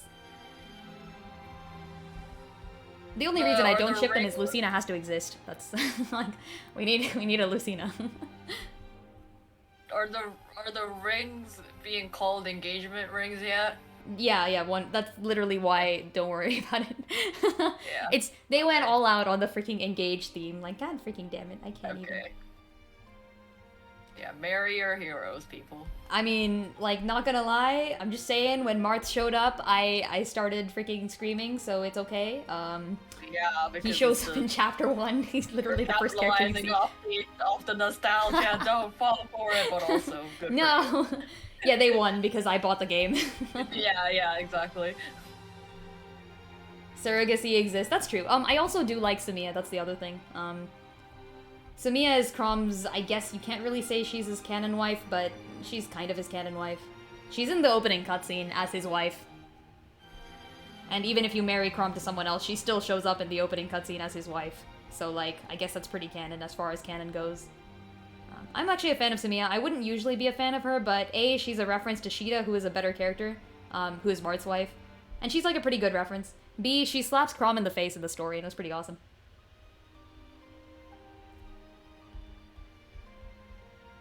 Wait, Riallo, what are you talking about?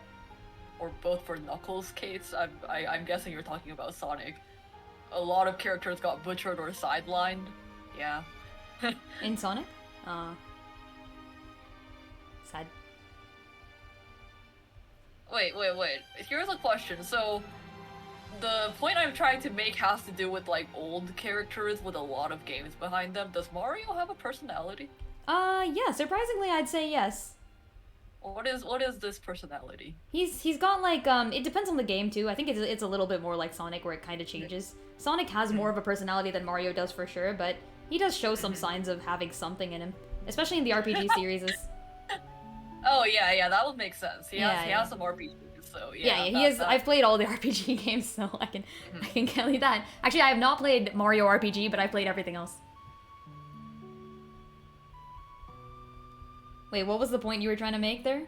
Oh, no, nothing. It's just, like, how, I guess, like, flat personalities persist through just, like, having a lot of games. Oh, yeah, well, in that case, yeah. I mean, like, Link doesn't necessarily have a personality. It's more just, like, each Link has a vibe, and people have taken that and made it into a personality, you know what I mean? So...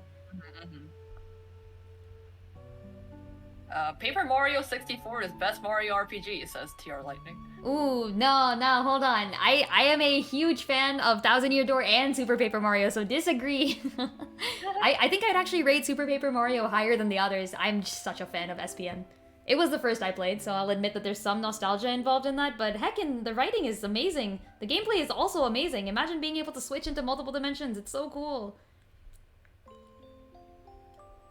Oh, you're talking about the 2010 Sonic games because they did a terrible job of characterizing them for people like Amy, Knuckles, and Eggman. Yeah, everybody is really flat. Sad. Which is sad. Did you know that in Super Paper Mario, Peach has a personality? Like, it's amazing. It's literally so cool.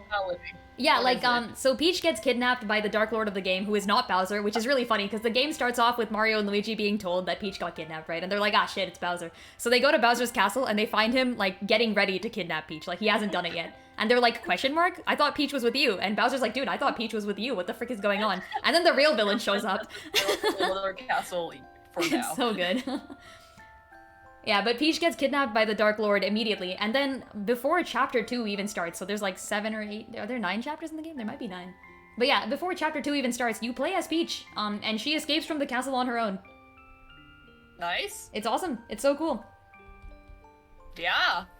Honestly, wow, Peach escaping from the castle on her own. I thought she was stuck there by the power of Stockholm syndrome. Yeah, apparently. Actually, no, it's not Bowser, so there's no. Yeah, it's a new one. Yeah. So there's no Stockholm then, you know. So she has the power to get out at any point. It's just like she wants to hang out with Bowser. Lol. Lol. Did you know that in Earth Defense Force 5 you kill God? You know, I'll be honest here. There's a lot of different games nowadays that are just going off and killing God. Like, it's cool. Like, don't get me wrong, but like at this point I'm like. Alright, okay. I've seen it before. Yeah, it's been done. Did you know in multiple games Luigi isn't straight, so overall his character is probably bi? In what game is he not straight? Wait, I don't know this. Mario canonically owns an island with a castle on it and chooses to live in a cozy Wait, when does Mario own an island with a castle on it? Peach owns that island, bro. It ain't Mario.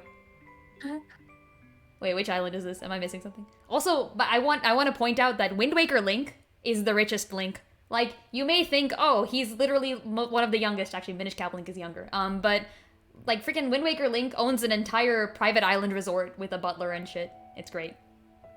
Oh. And he bought it for like 10 necklaces. Plus a bit some expensive necklaces. No, they're just, you steal them from enemies. It's actually pretty. You go to this island. There's like a teacher, and she's like super pissed off or something. She's just kind of like tired. And yeah, you give her the necklaces. She's like, damn, this is fine. I'll give you my entire private island resort. And first of all, why does this teacher have a private island resort? But second of all, good times. Superstar Saga apparently. Oh, what? Is the argument to be made for Luigi being not straight. I've played Superstar Saga. What? Who in Superstar? Legend says Luigi has it for Prince Peasley? No.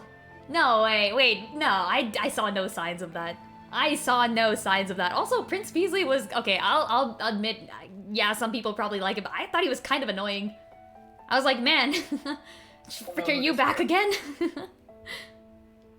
Literally called Mario World and has a giant statue of Mario in it. The second GB game, first appearance of Wario. Ooh, I haven't played that one. I'm missing out. Superstar Saga, there is a character called Prince Peasley. Yeah, the American dub censored it heavily, apparently. Oh. Oh. Oh, interesting. You mean to say there's a Luigi romance out there somewhere? What? What? You mean I was missing out?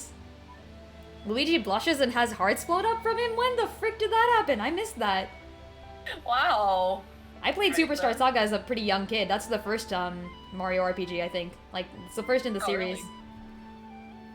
So I probably just didn't notice then. Okay, I'll take it. Or it was, yeah, just taken out from the American version. I'd believe that too.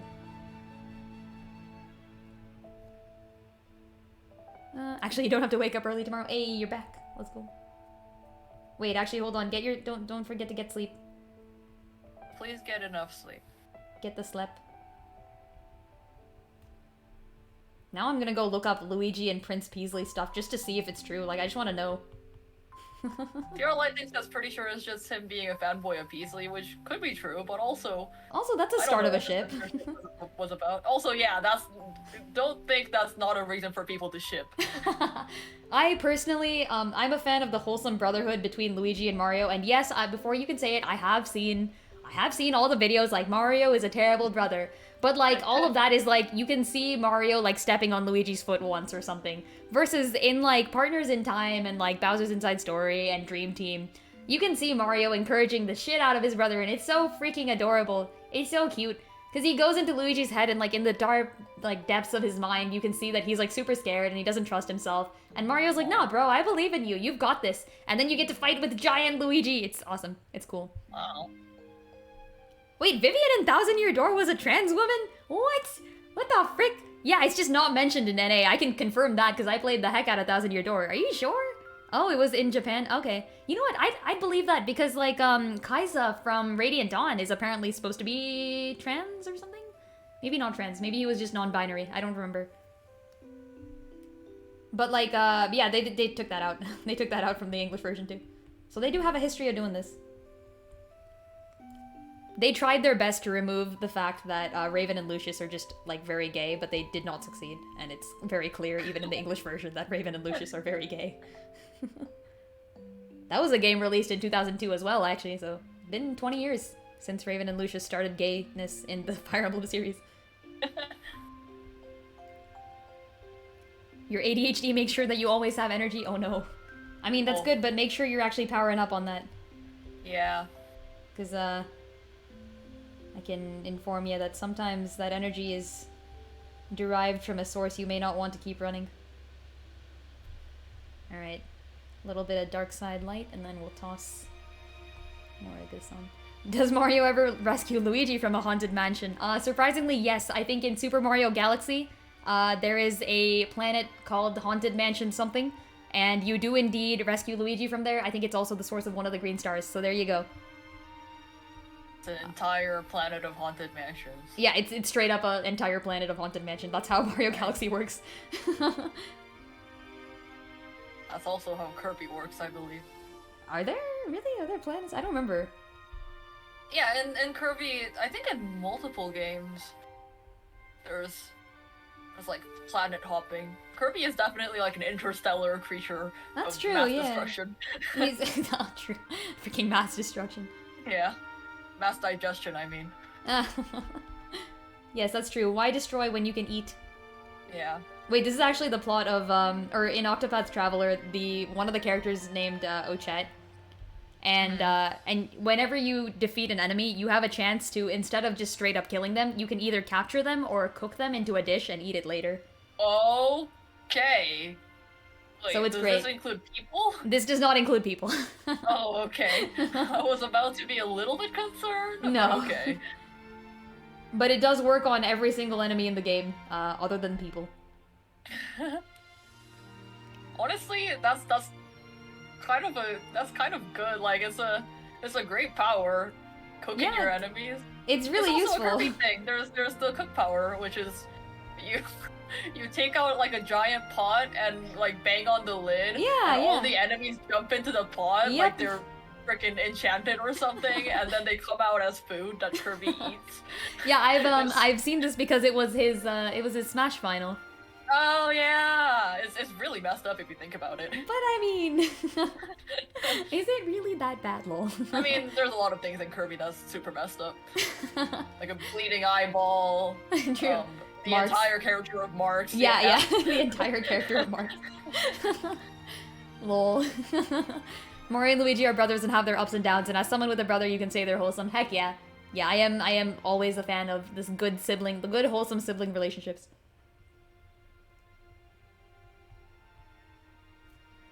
She sells seashells by the seashore, but the value of those shells will fall due to the laws of supply and demand. Like, I love that. That's great. What if she just increases the price on them? SMH. Lynn would eat Kirby enemies confirmed. I don't know enough about food to like know if I would eat Kirby enemies. Like, what do they? Kirby enemies. Everything in Kirby looks yummy. Do they look good? Are you sure? I don't know, man. Like Waddle Dees, they don't look tasty. Some of them were like actual fireballs, so no thanks to those. But they probably Kirby taste good anyways. I mean, Kirby eats everything. Like we shouldn't. Kirby is not our standard of measurement here. You can ally with a lot of them too. Oh, you can? So like, we give them a choice. Do you want to be eaten or become my ally? Oh yeah, that's how capture works too. Actually, yeah. Except you don't give them the choice. You decide. You can either capture them or you can eat them. There's one of two ways. Realo says another thing to add to the Prince Peasley thing. Oh? Prince Peasley doesn't want to show that side of him in front of his mom and chases after Luigi just to say goodbye since he didn't get to when his mom was around. Wait, actually? What? I don't remember any of this shit. Hold on. I mean, like, I remember the plot, but like, did he do that? What? They must have taken all that out. Nintendo games that got censored. They even had the first trans game character. I do know this. Yeah, there's a lot of Wait, who's the first trans game character? Oh, did you guys know? Oh, sorry. Go ahead. It's I don't know all their names. I don't know their names. Huh, okay, I don't actually, Is Birdo Birdo. Is Birdo from Mario? Yeah, Birdo is trans, I believe. There's another one too in like an RPG or like Paper Mario or something. Really? Okay. Well, we just said Vivian, so Vivian is from Paper Mario. Is Vivian the little like mage character with No, Vivian is this shadow creature, with like a pink hat. Yeah, pink hat. Yeah. I think I also know. Yeah. But like completely made of shadow. Like not really a mage. I guess kind of a mage. Like straight up like Birdo a silhouette. Vivian, yeah. Okay. I don't know. Interesting. But did you know that that Jeff from Earthbound, he's the scientist kid from Earthbound, is canonically gay? I did not know that. Oh, where does it come out? Or how did it come out? So you don't actually see this in the game, but actually, so I think the way that it's told is that the writer of the game, like the creator of the game, confirmed that Jeff may not potentially be gay. He hasn't thought about it, but his best friend, in quotation marks, Tony, is gay. Like, and then this is just like said by the straight up author. And you can actually see, like you can kind of see it in the game, too. Like, Tony, like, very much dotes on Jeff, like, a lot. And, like, helps him escape and is like, hey, like, you be safe out there. And then later on in the game, when, everybody's, like, all of the main characters see, like, some of their closest allies and friends and stuff imprisoned in, like, tubes of gel and shit, and it's really creepy and horrifying. And for Jeff, it's Tony in there. Yeah. Well, I mean, it wasn't gonna be his father. There's a trans character in Pokemon. I did not know that either. I don't know as much about the humans of Pokemon, so you're gonna have to enlighten me on that. Waddle Dees are stuffed with candy according to one random video you watched. I mean, if they were stuffed with candy corn, I would consider it. Candy. I would consider eating them then. Oh god. That's candy like, corn. What even is their anatomy then? I don't know, candy, I guess. It's fine, there are One Piece characters whose entire thing is just being made of candy. Oh. Surprisingly, there are multiple of them. That battle line from Celeste is trans. What? No, she's not. Yeah, she is. How? There's, no, like, okay, so there's a lot of arguing going on because the official game creators haven't, like, done anything to confirm or deny. Oh, wait, okay, I've never heard of this. I thought that was a straight up meme or something. Okay, wait, alright, tell me. She has, so in the ending scenes, like, some of the pictures that they show you, she has a trans pride flag and a gay pride flag by her computer. Okay. She has hormone pills by her bed, and there's an old picture of her with her and her mom where she looks more male presenting. She looks like a boy. Oh. You know what? That's really cool. I did not see that or notice any of that, but that's awesome. I'd take it. Yeah, apparently we're talking Celeste. I did not see any of that. We're talking about queer video game characters. for whatever reason. Oh, shit. I accidentally muted this. Wait. Okay, unmuted. What is it with non-binary and trans characters being able to double jump and save the world? Yeah, that's their passive ability. they can double jump. They can double jump. If you're MBI, you can double jump. Madeline is 100% trans. Yeah. What? I didn't know that. That's so cool. Yeah, there's still a lot of like Easter egg evidence that points to her being trans. Oh, okay. Wow. Yeah. I apologize for dismissing it out of hand. I thought it was a straight up meme. Shouldn't have done that. My bad. Yeah, I mean, they're all Easter eggs, so unless you're looking very carefully, you can't really see them. But I think I did notice the pills, but I thought they were depression pills or something. Like I didn't get the trans thing. It could be, or it could be like hormone pills. But the stronger evidence, I guess, is a literal trans flag on her computer. In that case, did not see that. I mean, hey, at least we're not, hitting like J.K. Rowling levels around here. Oh. Have people played Hogwarts Legacy, by the way? Is it good? Oh yeah, I'm also curious about that. I don't think I would play it, but also because I'm just straight up not a Harry Potter fan. Yeah, I'm just not a Harry Potter fan enough to play it. I've read like the first 3 books. Oh wait, you haven't finished Harry Potter? No. Oh, what? Look, okay, people are gonna kill me for this, but I got a little bit turned off it. It wasn't like anything in book 3 or anything. The story was interesting, but not like interesting enough to keep me going with that momentum. That's fair, but also did you read it as an adult or something, probably, I'm assuming? No, I was in like elementary to middle school. Oh, I think. Okay. Yeah. That's fair. Yeah, I read like all Harry the. Harry Potter fan, you'll love it. If you aren't, it's all right. Okay, that's fair. Yeah. I read all the Harry Potter books way too many times. But then I read Lord of the Rings once, and then I stopped reading the Harry Potter books and kind of just moved to Lord of the Rings. Like I think my allegiances shifted, but I have nothing against Harry Potter. It's a great series. I do think that it takes a lot of tropes that other things have done first and sometimes better, and kind of just does them again. Which I'm okay with. What, Harry Potter? Yeah, Harry Potter, a lot of the tropes you see in Harry Potter are things that you can see in other sources. And, like, I'm okay with that. It's also, like, a very soft magic system, so I can't say, like, the magic system was Oh yeah, you like them horde scientific magic system. Not really, actually, because, like, so I'm okay with two different types of magic. Like, if it's soft magic, though, it has to still follow, like, some type of theme, I guess. Like, in Lord of the Rings, art is magic, and that's really cool to me. Like, I love that. Like, you sing a song and it's magic, you craft a thing and it's magic.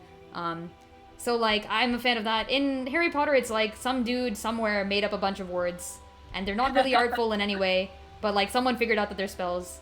And it doesn't really discuss how we know that they're spells or anything, so... I mean, the story's great, though. It's just the magic system I have a few problems with. Really, now that I think about it, I'm not sure of what turned me off of Harry Potter. Oh, yeah? Yeah. I think it's like, it's a combination of a lot of different things. Some of them don't even have to do with the story. I probably, like, found something better to read, or found something better to do, or just, like, lost the momentum, or put down a book and didn't pick it up again for a long time or something. I think the same thing happened to me with Wizard of Earthsea, in that, like, I liked it, it was good, and then I just kind of, I don't know why, but I haven't gotten back to it. The world of Harry Potter is really cool, but the movies really don't go into it. Oh, okay. I haven't watched the movies. I've only watched the first one that, like, was playing free on TV at some point. Yeah, I haven't watched the movies. I do, however, know that they have, like, really good special effects, so... Yeah, I think they did a pretty good job with the movies. I think I've seen every movie. I've seen the third one. I've seen the third one in particular way too many times. Oh. Because we just had it, and so I watched it a lot. You've lived in the LGBT fandom brain space for so long that you've gone from arguing with idiots online that Bridget is a guy to arguing with idiots online that Bridget is a girl. I don't know who Bridget is, but that's so valid. I don't know who Bridget is, but... That's so valid. Good night, Chozo Maya. Thanks for hanging out on this blank stream today. Heck yeah. Remember claiming that there's no way you can continue the Harry Potter story because the whole world exists to tell that one story and feel extremely vindicated now that they have a long series of flops afterwards. Yeah, I mean, that's kind of true. And it's one of the reasons I think I didn't like it as much after I stopped and thought about it. And to be fair, like, I really, really loved Harry Potter. I still do think it's a good series. But, like, all of the plots and things are built for that one specific character to happen in that one specific way. And then they also do this thing where a lot of the characters are very, very tropey.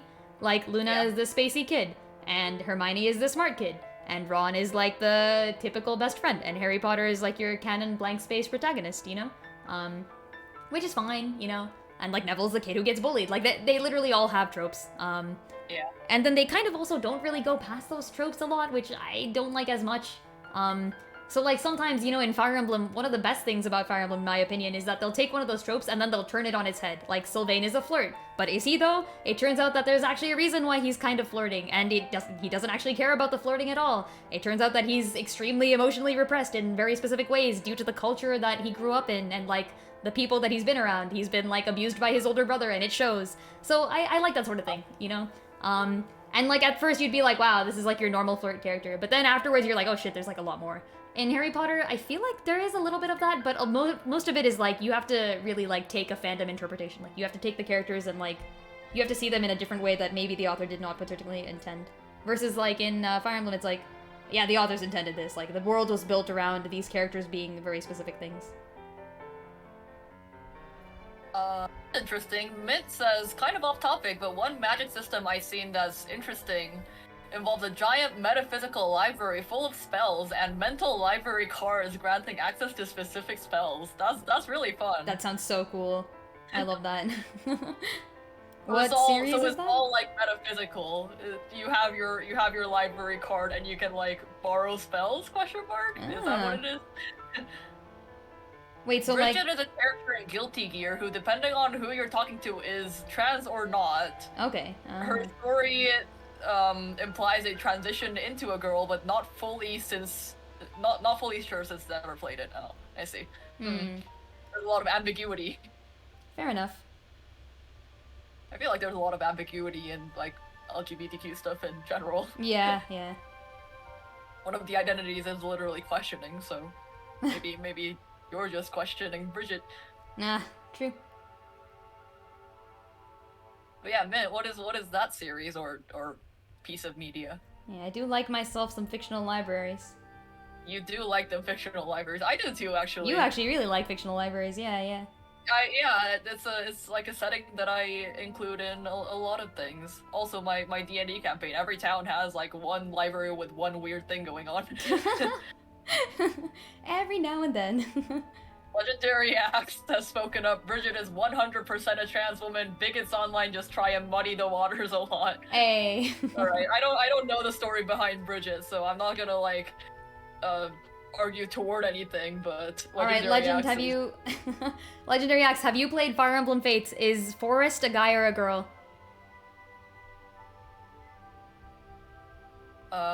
Mint says, yeah, basically the mental library cards can only be given through mentor apprenticeship system. Oh. Not to mention, there are some cards that give access to higher tier spells. Ooh. Oh. Well, it's like a metaphysical inheritance as well. Interesting. Interesting. I have to appreciate that, yeah. I do actually like the magic inheritance systems, purely because it leads to interesting characters that, like, may not have been in the magic inheritance to begin with, and now they're, like, struggling, and they're like, what do we do? It's fun stuff. There's, just all this talk about, like, libraries, fictional libraries had me thinking about, what's that one short story about, like an infinite library? Ah, the Library of Babel.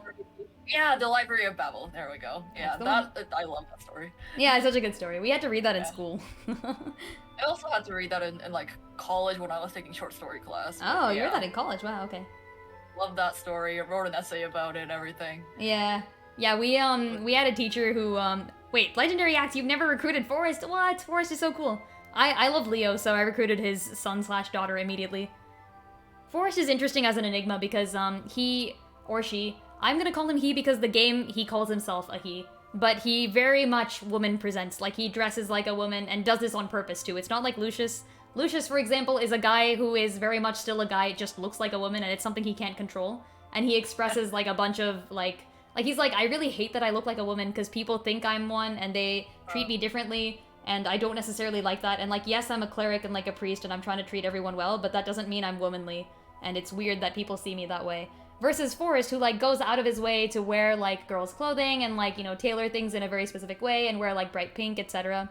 But yeah, like, I thought, you know, it's weird that they do it in that specific way, and maybe it's, like, censor. I don't actually know if it's censorship, and maybe he's supposed to be calling himself a she or something. I don't actually know how he does it in Japanese, but... Besides considering Soleil, you don't trust Fates and LGBT themes. Oof. I'm still so mad at the Soleil, because I actually kind of ship Soleil and Ophelia. You know, like, they're really cute, like, freaking hell.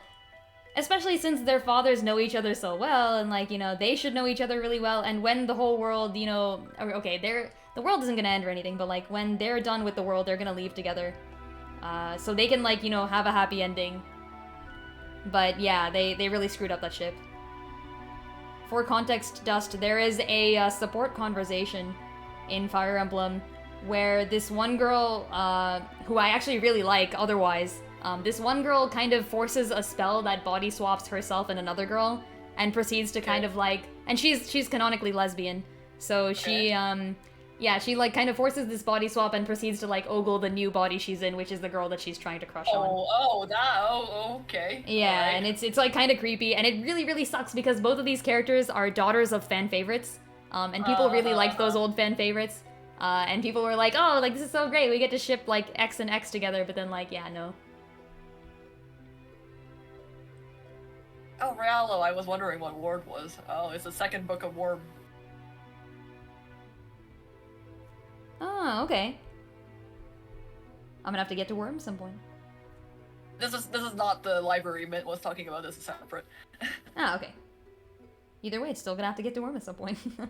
You said it had a good magic system. Yeah, I'm down for that. The trauma-induced magic system, I believe. Yeah. Was this one. The one that reminded me of Stormlight Archives a bit. Although Stormlight Archives is very non-based on that at some point. It kind of, yeah. Or it is pretty based on it, but it takes it a lot further, which I liked a lot. Like, there are rules, yeah. Could potentially be a non-fun discussion, but like, if you could suffer some terrible trauma that affects you deeply inside and grants you a superpower, what would it be? And what would your power be? I'll be honest, I wouldn't. Ask, like... But why would you do it? Why would you want to suffer trauma just for the like? I would not. I'd say no. It's okay. I'll be the friend who's like here for support. Like I will be the one person who's like, hey, bro, like it's okay. Like I'm here for you. Like let's get through this. Okay, I don't need powers. I'm here. I want powers. Yeah, I would see that too. Lol. Heckin' great stuff, actually. I don't know what would be traumatic enough for me. I guess like severe mental trauma, but that doesn't sound very fun. Oh hey, thanks for the raid. Hey, Naku V2, great to see you. How's it going? Friends, Romans, Hello. and countrymen. An attack! We've been attacked. We're out here drawing Zelda. Yeah, we're talking we're talking dumb ships and looking at Zelda cry. This is true. Yeah, dumb ships. And mental trauma. Can't forget that. Yeah, mental trauma. So, you know, if you're into any of that, stick around. Censorship of gay characters. Right. Yeah. Representation of LGBTQ in media, you know, the usual stuff.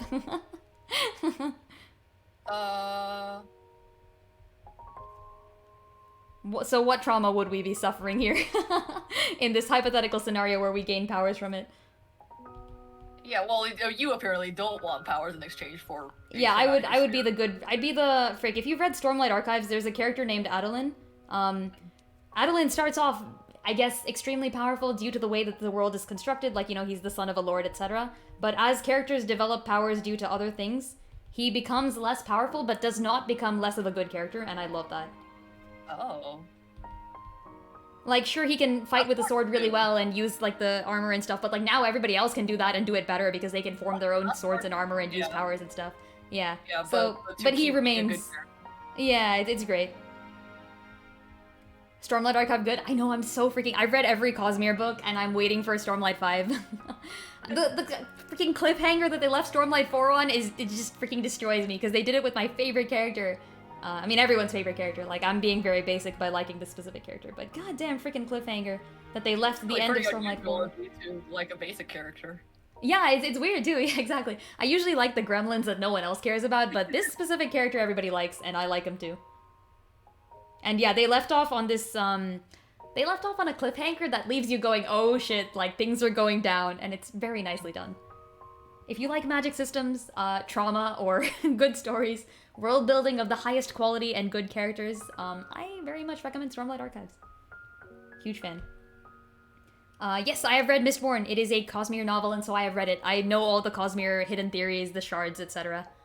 Good stuff. I think I remember less of it than I used to, but I'm gonna refresh before I read Stormlight 5.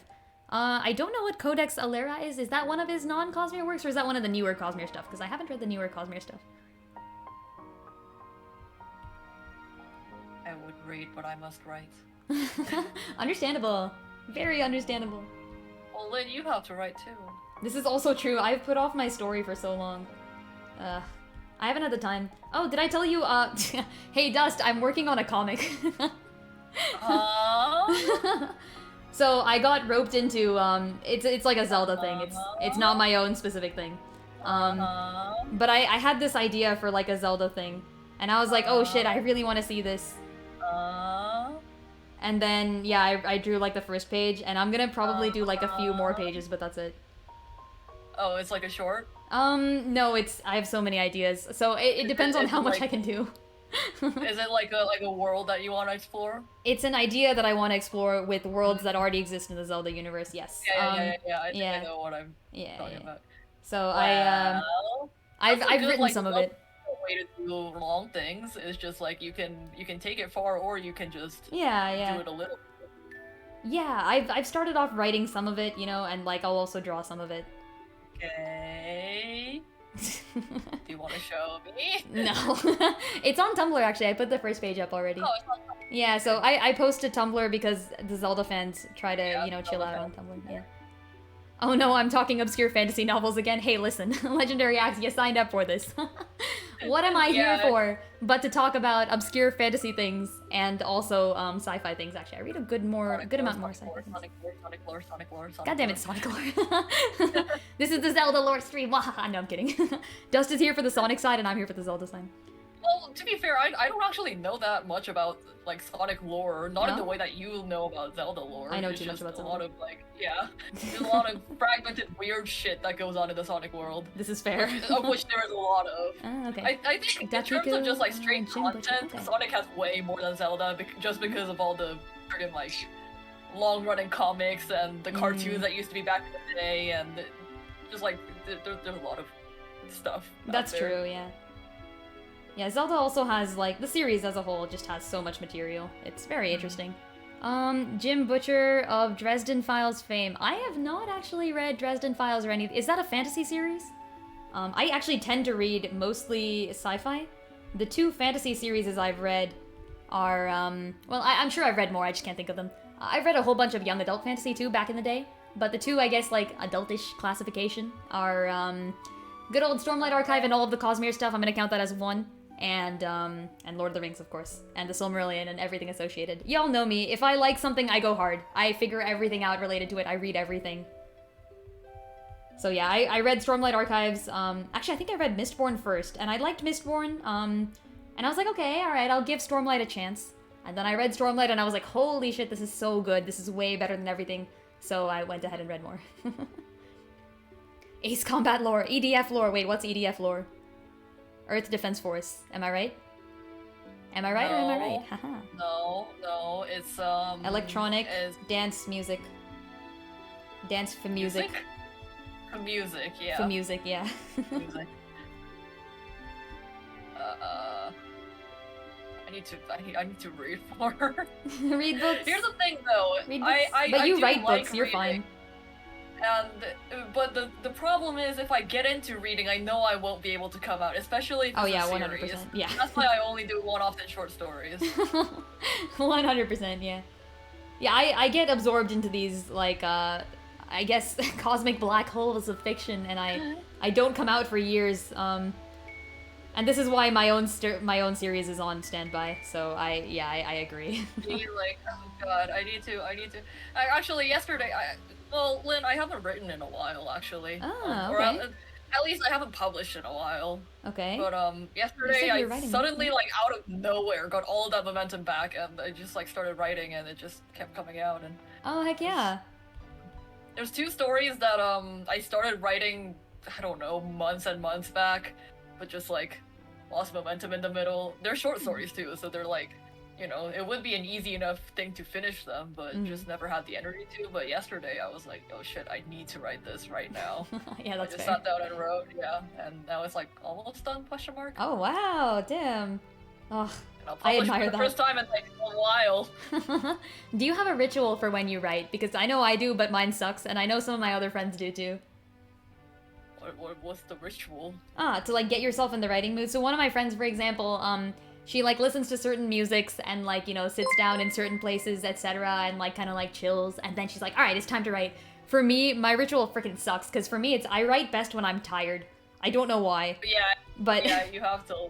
Yeah. So what I do is I wait until it's very late at night and I have some other obligation that I should be doing, and then for some reason, you know, just like now I can write, you know? Goddamn.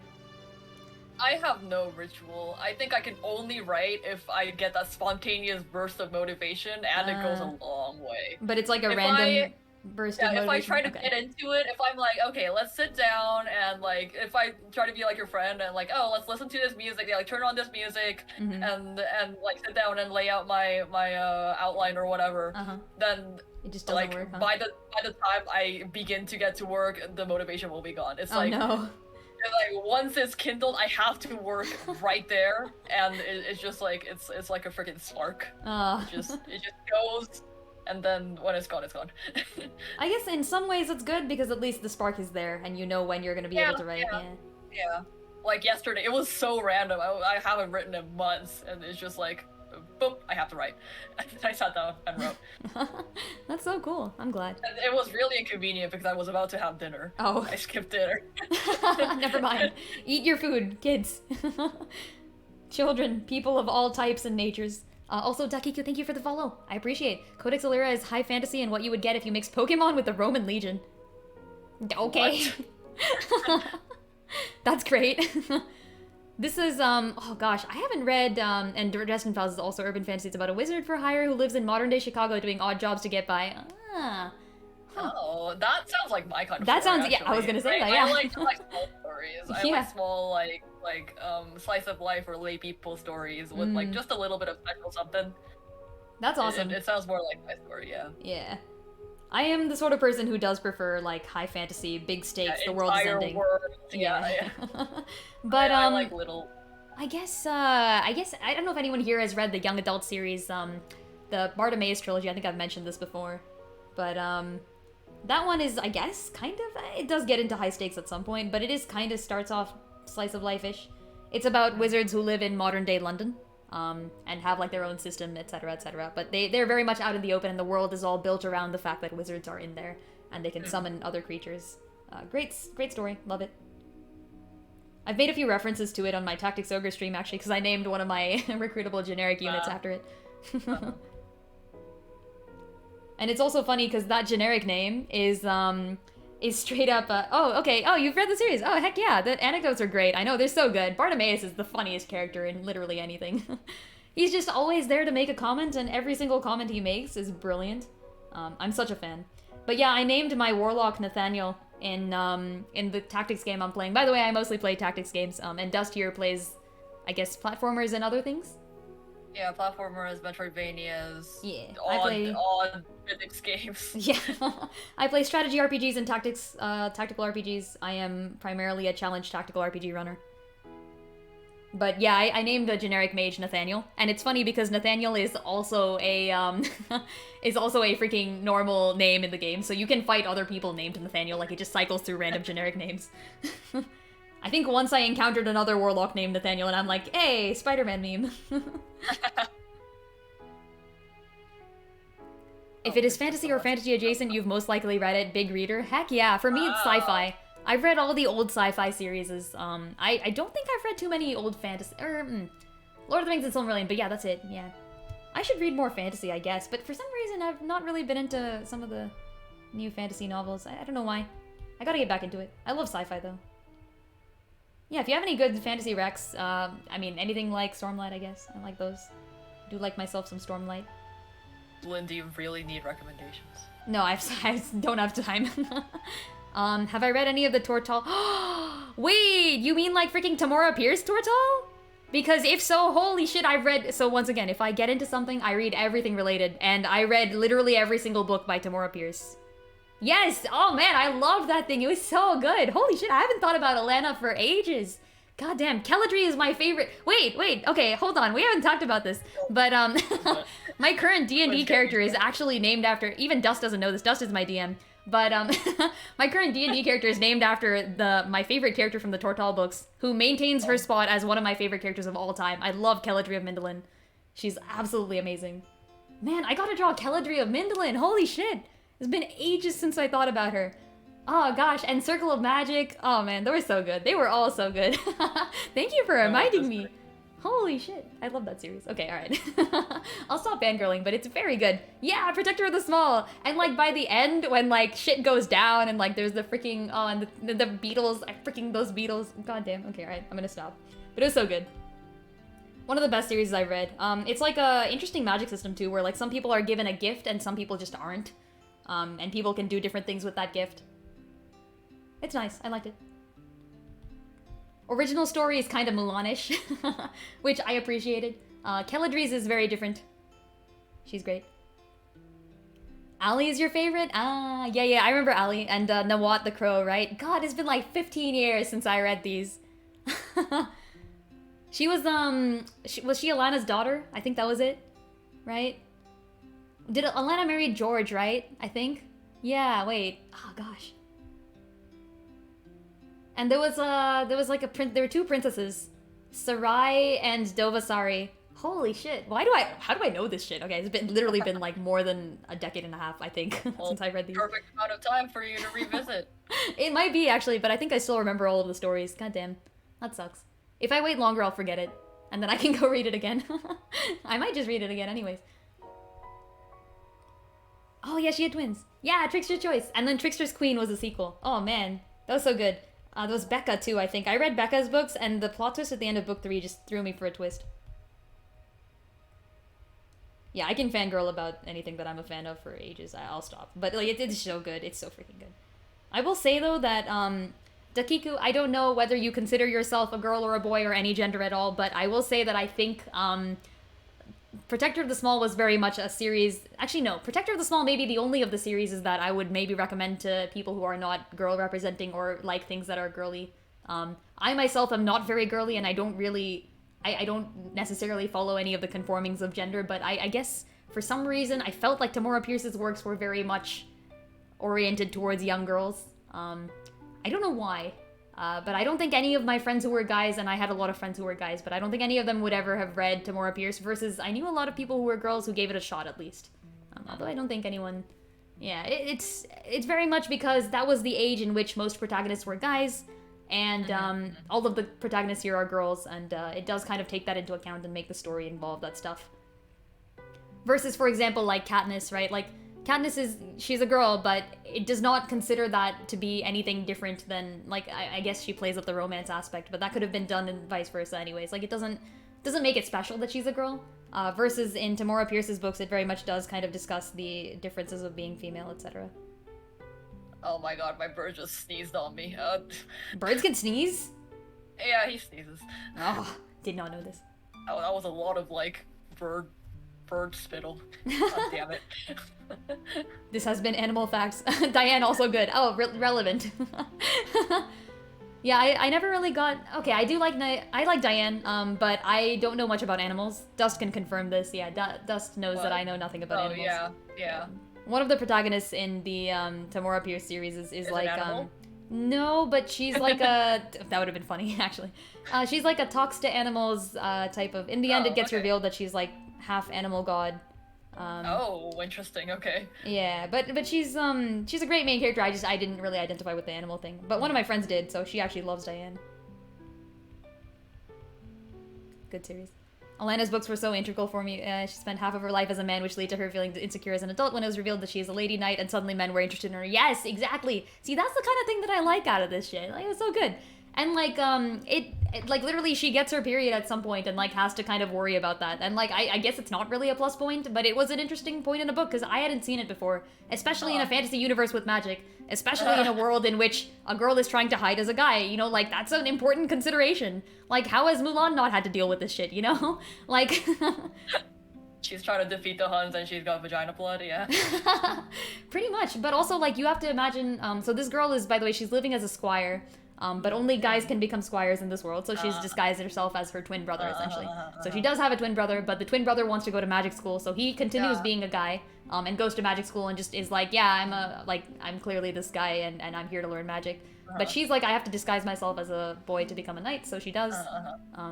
But yeah, like, I mean, how is she gonna get rid of the freaking blood, man? Like, there's literally, like, a section about that, and, like, how she deals with it. Honestly, that's funny. It's great.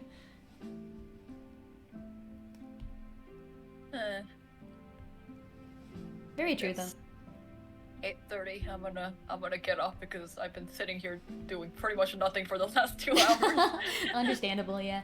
I've finished coloring and shading, but I'm gonna do a few more steps on this, so I do have to leave in like 15 minutes. Maybe I'll stay for another 15-ish minutes. Okay. Yeah. I'm going to go have a dinner. Yeah, Dust, get some... You've been so overworked. Get some sleep. Get some rest. Please. Dude, I don't even know... Well... I think the hiking on Saturday was overall not the best idea, but like I had to socialize and I had to get exercise. Honestly, I would have preferred my weekend just like solitary and doing nothing. That's how I usually prefer my weekends, but oh well. I still had fun though. Very relatable though. But anyway, I'll be on my way for now, and then on Wednesday I'll just migrate my whole thing to my laptop again and play some other small game on it. We'll see. Nice. Not Stray though, nor Ori and the Will-O-the-Wisps because my laptop can't run those. Damn it. Okay. No. Yeah, I hope for your technological success as well, seeing as that has been really throwing you for a loop. Yeah. Yeah. I was not prepared for this. All right. I'll see you guys later. See ya, Dust. Bye. And I must turn off the dust. Bam. Turn me off. Oh no, she's alive! Sometimes I can still hear her voice. No, I'm kidding. Lynn, you must try a Sonic game! Never! Alright, I'm dropping. Bye! Yeah, see ya! Alright, I'm just gonna turn this off too. Oh wow, the music stopped at the exact same time. Let's turn that back on. There we go.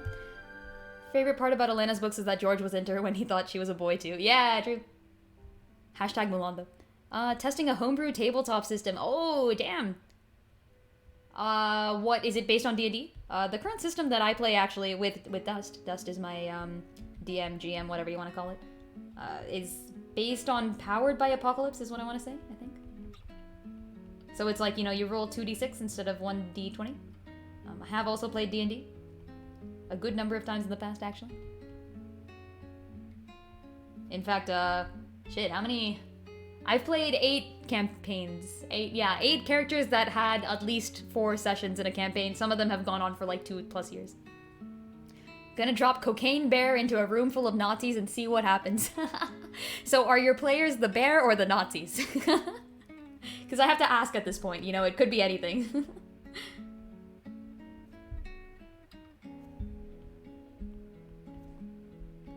What do the stats of the Cocaine Bear look like? Is it strong? Honestly, I would believe that something named Cocaine Bear would be pretty strong at least.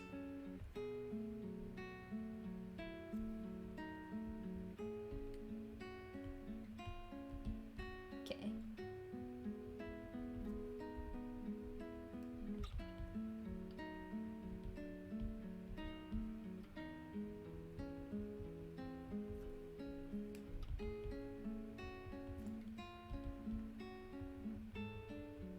Right now, they're both NPCs. GM'd earlier, one of your players tried to walk across an electrified floor by duct taping their boots. Wait, shit, that's actually... Would that... I mean, that would work, wouldn't it? I feel like that would work.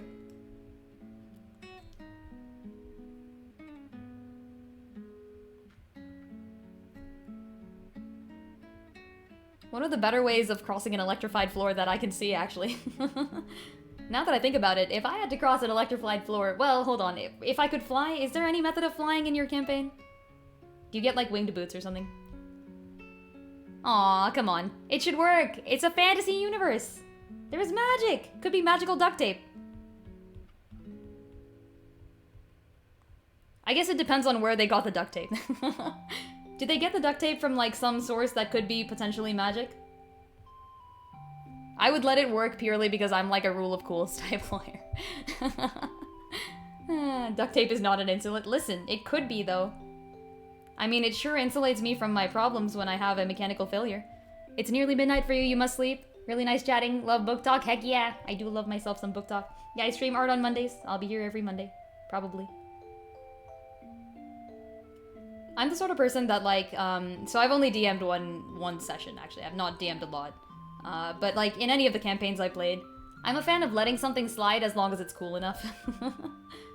Like, if someone thinks of like a cool solution to something, I'm like, yeah, you know. Me talking about a game where I only know there's duct tape in it. That's true, actually. I guess I assumed because it was D&D based, but it may not have even been D&D based. It might have been something else. Very fair. I mean, actually, what are you talking about? Duct tape is a fantasy, bro. The inclusion of duct tape makes it fantasy.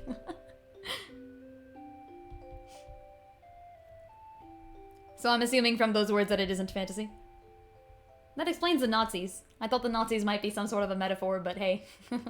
If they're IRL Nazis, then I get that.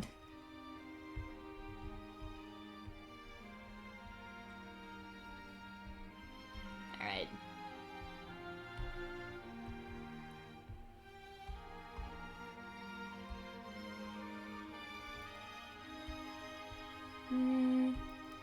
And now...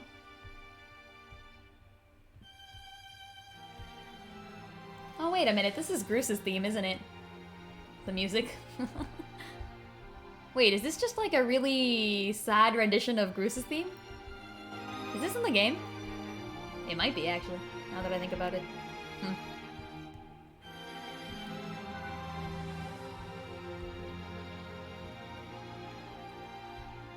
Alright, there we go. It's actually fantasy, yes. Oh. Although there are portals to other worlds everywhere, so weird tech and people show up. Ah, that's cool. I am a huge fan of sci-fi fantasy. And by that I mean something in which you have a system that's science fiction that somehow combines with a system that is fantasy. And although I am not a fan of Star Wars particularly, Star Wars is what I would call sci-fi fantasy. Where there's like, kind of like almost pure magic systems just casually lying around. Like, what are midi-chlorians, bruh? And like the Force is magic, like it's not explained. but it connects with the sci-fi universe. I like that sort of theme, so I'm down for that.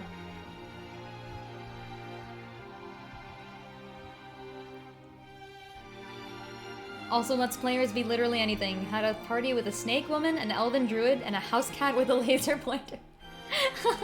What a way to roll. Man, I love that.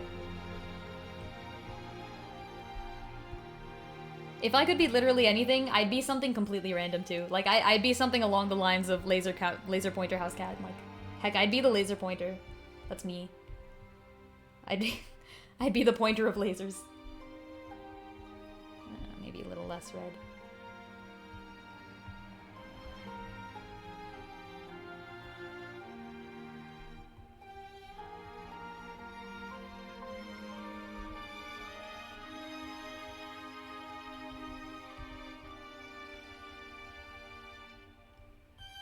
So are there like mechanics in this homebrew system? Like, do you get to attack and stuff? Or is it like, because the one that I'm currently playing, for example, is like Theater of the Mind type. Usually if things happen, you get to kind of just assume that they happen in your mind. There isn't even... So, okay, actually, Powered by Apocalypse does have like an HP system and skills. The current system we play through is like very much, if you can make something happen within the story, then it's allowed to happen. Like, if I wanted to reach in my backpack, I have a skill actually, my character in my D&D campaign at the moment has a skill that if I reach into my backpack, I can sometimes pull out something of use. If I roll well, then I pull out something random that's useful to the situation. So like every now and then, like if we crossed an electric floor or something, I'd like reach into my backpack and I could pull out like magical insular duct tape or something. Like it would be a thing that happens. But it would have to be on a good roll, obviously. If I roll badly, bad things happen, as usual, you know, in any D&D campaign.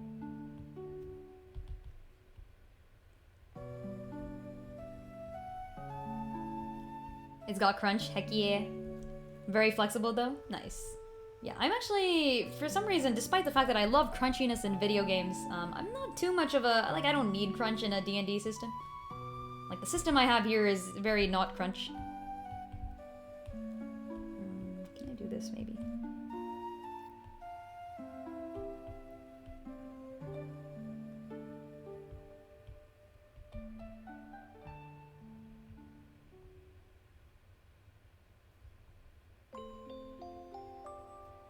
There we go.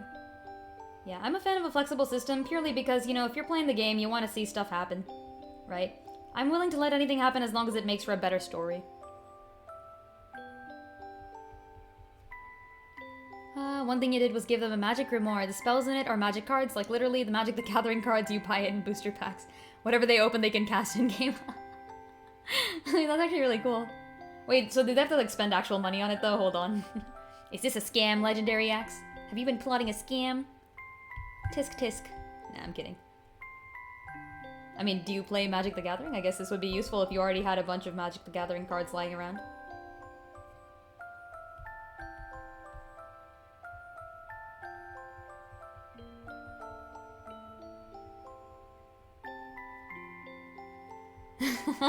You were spending the money. Oh, you buy all of them. Oh shit, okay. So I guess you probably like Magic the Gathering then. There you go. Understandable. No, you should start collecting fees from your players. Be like, actually... No, I'm kidding. Don't do this. Be like, actually, if you want to play my game, you gotta buy a pack of Magic the Gathering cards. That'd be a very rude way to DM. It doesn't mean you have to make up stats for Swooping Griffin or whatever on the spot. That's good. Yeah, I think I've talked about this on stream before, but when I was much younger, and I didn't know anything about D&D at all, like I literally didn't know the game of D&D existed, but I had played Fire Emblem. So I knew enough to know that there were tactics games out there, but I didn't know you could turn them into like a tabletop RPG, which is I guess maybe the opposite of most people. I feel like most people know that D&D exists, but not Fire Emblem. Anyways, I would run little mini campaigns, like I know now that they're campaigns, for friends of mine. Like I'd kind of, I'd go up and be like, all right, like, you know, so imagine you're like in this something, and I would describe a setting. And I'd be like, all right, now imagine you have like these things at hand. What would you do? You know, like there are archers in the trees. Like, what are you gonna do? And people would be like, oh, like, okay, I'm gonna, you know, like, what do I have? I'm like, okay, you maybe have, like, you have a few bow and arrow people, you have, like, some swords. Maybe you have, like, a cart that you're trying to escort through a forest or something. And they're like, okay, like, I shoot at the trees. And I'm like, okay, well, they're shooting fire arrows back at you, what are you gonna do, you know? And, like, it was interesting, it was a fun time. The story would progress, certain characters were rescued and received, and other stuff happened. It was a good time. And then later I learned that D&D existed, I was like, oh, I was a DM. Didn't know that. So yeah, I've accidentally DM'd before.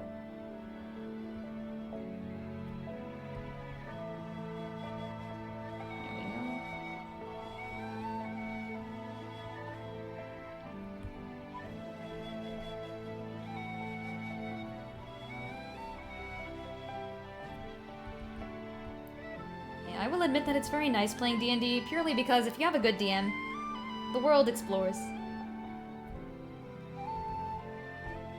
The world to explore is just amazing. And yeah, you can tell Dust I said this, but Dust is such a good DM. Dust's world is very well constructed, so it's a joy being in her campaign. I've been in some other great campaigns before too, of course. I don't GM much, but I was one before I knew it was. Yeah, I don't GM much, but I totally GM'd before it was cool, actually. I'll have you know. Which is why, you know, when I first got into the whole D&D system, I played Adventurers League with some friends. Ari was one of them, actually. So Ari and myself and Ari's brother would play Adventurers League together. And, like, we'd go to the store and, you know, there'd be all these weird players around and... And, like, you know, you sign up for a session, you go in and you do what you want with it. And it was pretty fun, but, I'll admit that, like, it's more fun being in, like, a continual campaign versus, like, having a character and you play that character and then you keep playing them in different series, you know. You can work together a good story if you have a continual campaign. Love to play more often, but it's hard to get people together. Yeah, what we do is we do 2 hours a week, so it's a lot shorter than what most people would do, but I mean, all of us are just so busy that it doesn't work if we try, like, anything more than that. And some weeks one of us isn't free and we cancel, and that's okay, you know. We would never judge.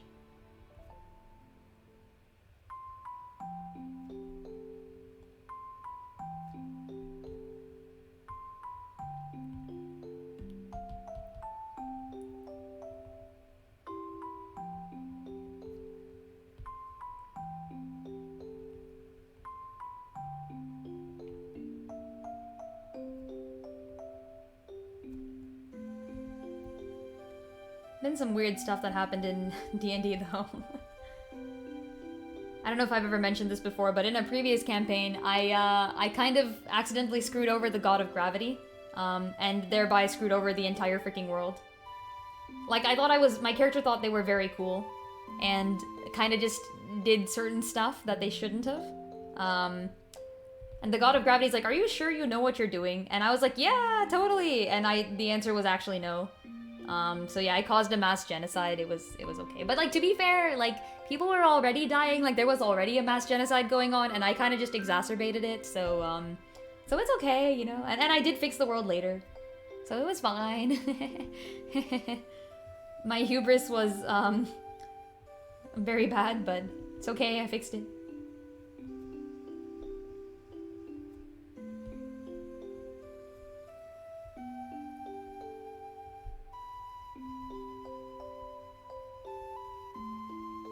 Let's go genocide. No, that's not good.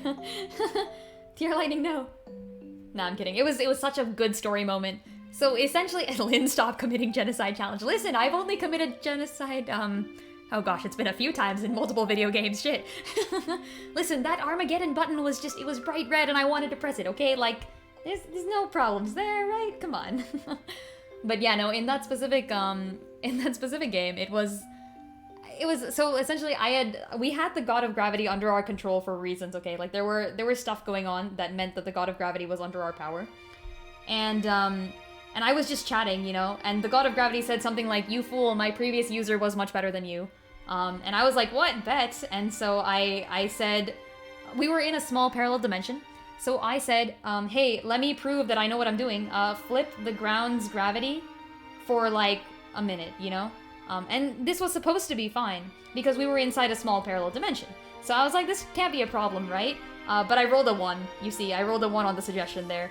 And and like I rolled that casual nat 1 and I was like, oh, this is probably gonna be bad, right? And my DM, who was Ari kind of just laughs at me and goes like, okay, yeah, you know, it happens exactly as you expect. So, you know, the world flips and then a minute later it comes back and by the way, my character could fly, so this was not a problem for my character. So I flipped and I was like, huh, see, I know exactly what I'm doing. Like, I was able to write myself in the turned gravity. Like, I knew what would happen. I understand your powers. And the God of Gravity simply laughs at me and goes like, you, haha, yeah, you'll find out soon. And I go outside. And yeah, it turns out that I did not specify that the gravity would only be reversed in that small, tiny parallel universe.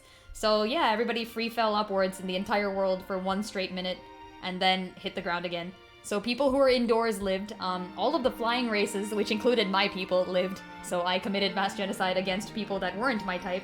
And yeah, there was also already a mass genocide going on. Like, there was a black liquid that was consuming the world slowly. So, you know, like, those people were still dying. Heck, maybe I saved a few people. Maybe some people who were going to get consumed by the black liquid did not. But yeah, it was really bad. It's okay, because I did end up fixing it. We were kind of in endgame already. We were, like, at the final battle, and the final battle gave us essentially the powers of God. So at the final battle, I made a wish to turn the world back to rights, and I used the power of God to make it happen. And then I became the God of Technology. It was pretty cool. Lynn made people go splat, yeah, pretty much. For those of you who are here for my Oc2path Traveler stuff, that was the world in which I played. It was kind of based a little bit, like, I took like a tiny bit of references from Oc2path. It was really fun. Yes, this was the Powered by the Apocalypse, something like that. Powered by Apocalypse engine game, yes. It was a homebrew world, so my friend Ari made up the whole world. I played a thief class character, and in that game, thief class characters can like brew poisons and stuff. So I was actually a underground apothecary.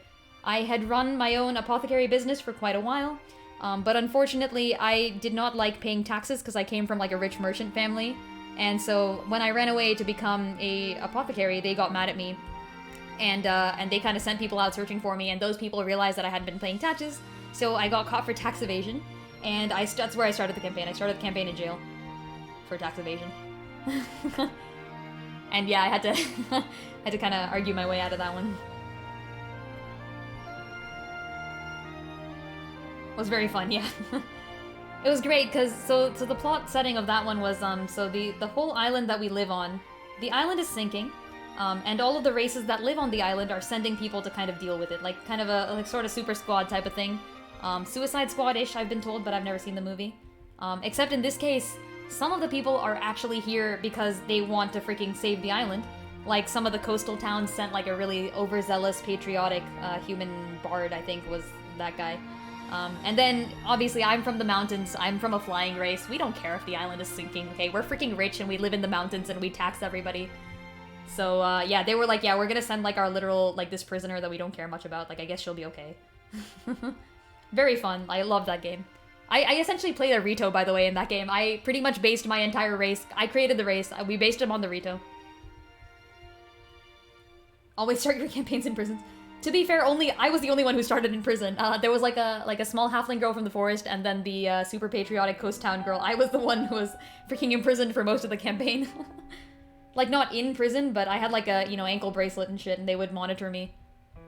And every now and then, one time I had to, you know, like, every now and then I had to talk to my family again, which was its own problem.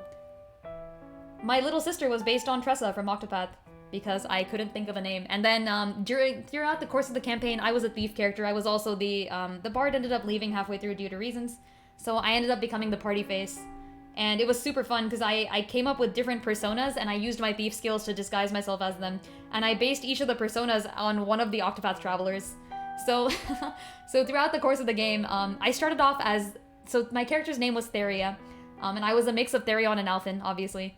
I played, at one point I was Ophelia, a shipboard cleric, And I seduced this captain and accidentally had to leave him, and yeah, he died. So that was fun. It was unintentional, by the way. I was just being a very good cleric, and they started falling in love with Ophelia, and I was like, shit. I went by Primrose when I was doing particularly sneaky stuff. I went by Ulbrich on a guard mission. I went by, I never did Cyrus. I think the one I skipped was Cyrus. Shit. But yeah, I cosplayed as Hunnet when I was like a hunter at one point, and it was super fun. Yeah, I spent the whole thing just kind of like a fun casual set of, like, it wasn't actually Oc2path Traveler based, but it was pretty fun. Need to give Edelgard stats, power 999, skill 9. Agility 5. Shit. Listen, you can reclass her to Wyvern Knight, okay? That works. JR Shaw, thank you, yes. This is the Zeld. The Zorlda. The Zeldo. I do love myself some Zeld. Okay, I hate backgrounds. I'm really bad at them. What do I do with the background? I don't know. I'll do something with the background. I'll have to do that later though, because it is off of time. It's been past the time I was supposed to leave at 8:45, and I have a meeting at 9. I gotta talk to some people, so I'm gonna head off. Thank y'all so much for stopping by as usual. I will be back tomorrow to play, probably not Tactics Ogre actually, because I will be on leave next week, and I'm gonna see if I can maybe play some Tactics Ogre off stream, because the stuff I have left before the final boss is kind of just grinding, and I don't need you guys to, like, y'all don't need me to, you don't need to see that, okay, it's fine. I'll do that stuff if I can. If not, I'm just gonna go straight to the Hanging Gardens next week. But, tomorrow I'll be playing Oc2path Traveler, so stop by at 5 p.m. PT. We'll be playing Oc2path Traveler. And, yeah, if you're currently watching this, haven't given me a follow, or want to join the Discord, we got one of those. It's over here. Discord. And if you haven't followed Dust_Rabbit, you should. She's really cool. And that's about all, folks. I'll see y'all later. Bye. Who are we gonna raid today? Can we raid someone? Let's see. Errant of the Tea seems to be streaming. Let's go ahead and give that man a raid. Goodbye, friends. See ya.